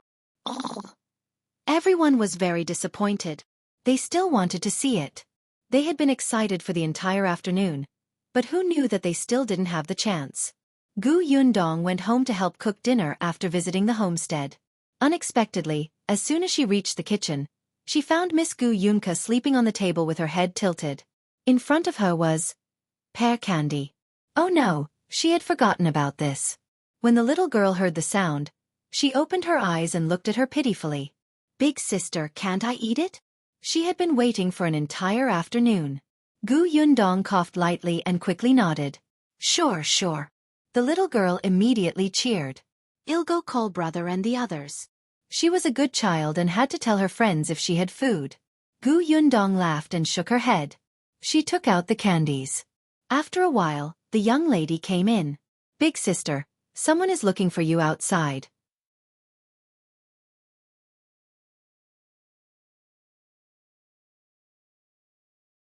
Chapter 137. Good farmer Gu Yundong put down the candy in his hand, wiped his hands, and left. He Yi was standing in the courtyard with a basket in her hand. She looked very uneasy.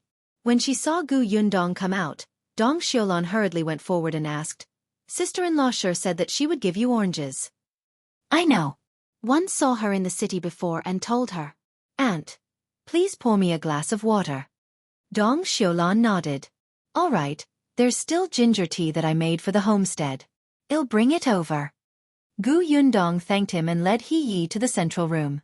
Aunt, have you sold out the basket of oranges? He Yi quickly nodded. Sigh, I sold them all. I met a tea house buyer and saw that the oranges were fresh, so I bought them all. My boss specially picked these and brought them back. Can you take a look? She placed the basket on the table and opened the cloth, revealing more than 10 round and refreshing oranges. Gu Yundong liked it at a glance. He Yi felt a little uncomfortable when she asked him to sit, so he sat on half of her butt. Auntie, calculate how much it is. I'll pay. He Yi was silent for a moment before saying softly, one copper coin each. Gu Yundong frowned. The pears he bought last time were also 1 copper coin each, but the quality of the pears was not good and they were not very fresh. They could not compare to this orange at all. The price was obviously lower. Auntie, let's go with the market price. If you give me such a cheap price, others will say that I bullied an honest person. At this moment, Dong Xiulan came over with ginger tea. She handed it to He Yi and said with a smile, the Sure family planted oranges well. Last time, a foreign merchant passed by the village and saw it. He bought it for 10 copper coins a caddy. 10 copper coins per caddy? In this era, a caddy was 16 taels. The Sure family's oranges were big and watery. Almost 4 of them would be a caddy. This was only what she had bought in the village. It might be more than that if she sold the orange at the market. Gu Yundong knew what to do and took out 60 copper coins. Auntie, keep it. When He Yi saw this, she quickly refused. That's too much, that's too much. Yes, 50 copper coins is the money I paid for the 20 oranges. The other 10 copper coins are compensation for knocking over your basket. When Yi heard this, she did not dare to take the money anymore. It's not damaged. Why would one want compensation? Gu Yundong had a headache. It was not good to be too polite. Dong Xiaolan had been with her for a while and more or less understood her personality, so she pulled Yi aside to persuade her. Gu Yundong heaved a sigh of relief. In the end, Yi accepted the 60 copper coins and thanked Gu Yundong again and again before leaving the Zhang family. Her son is a hooligan.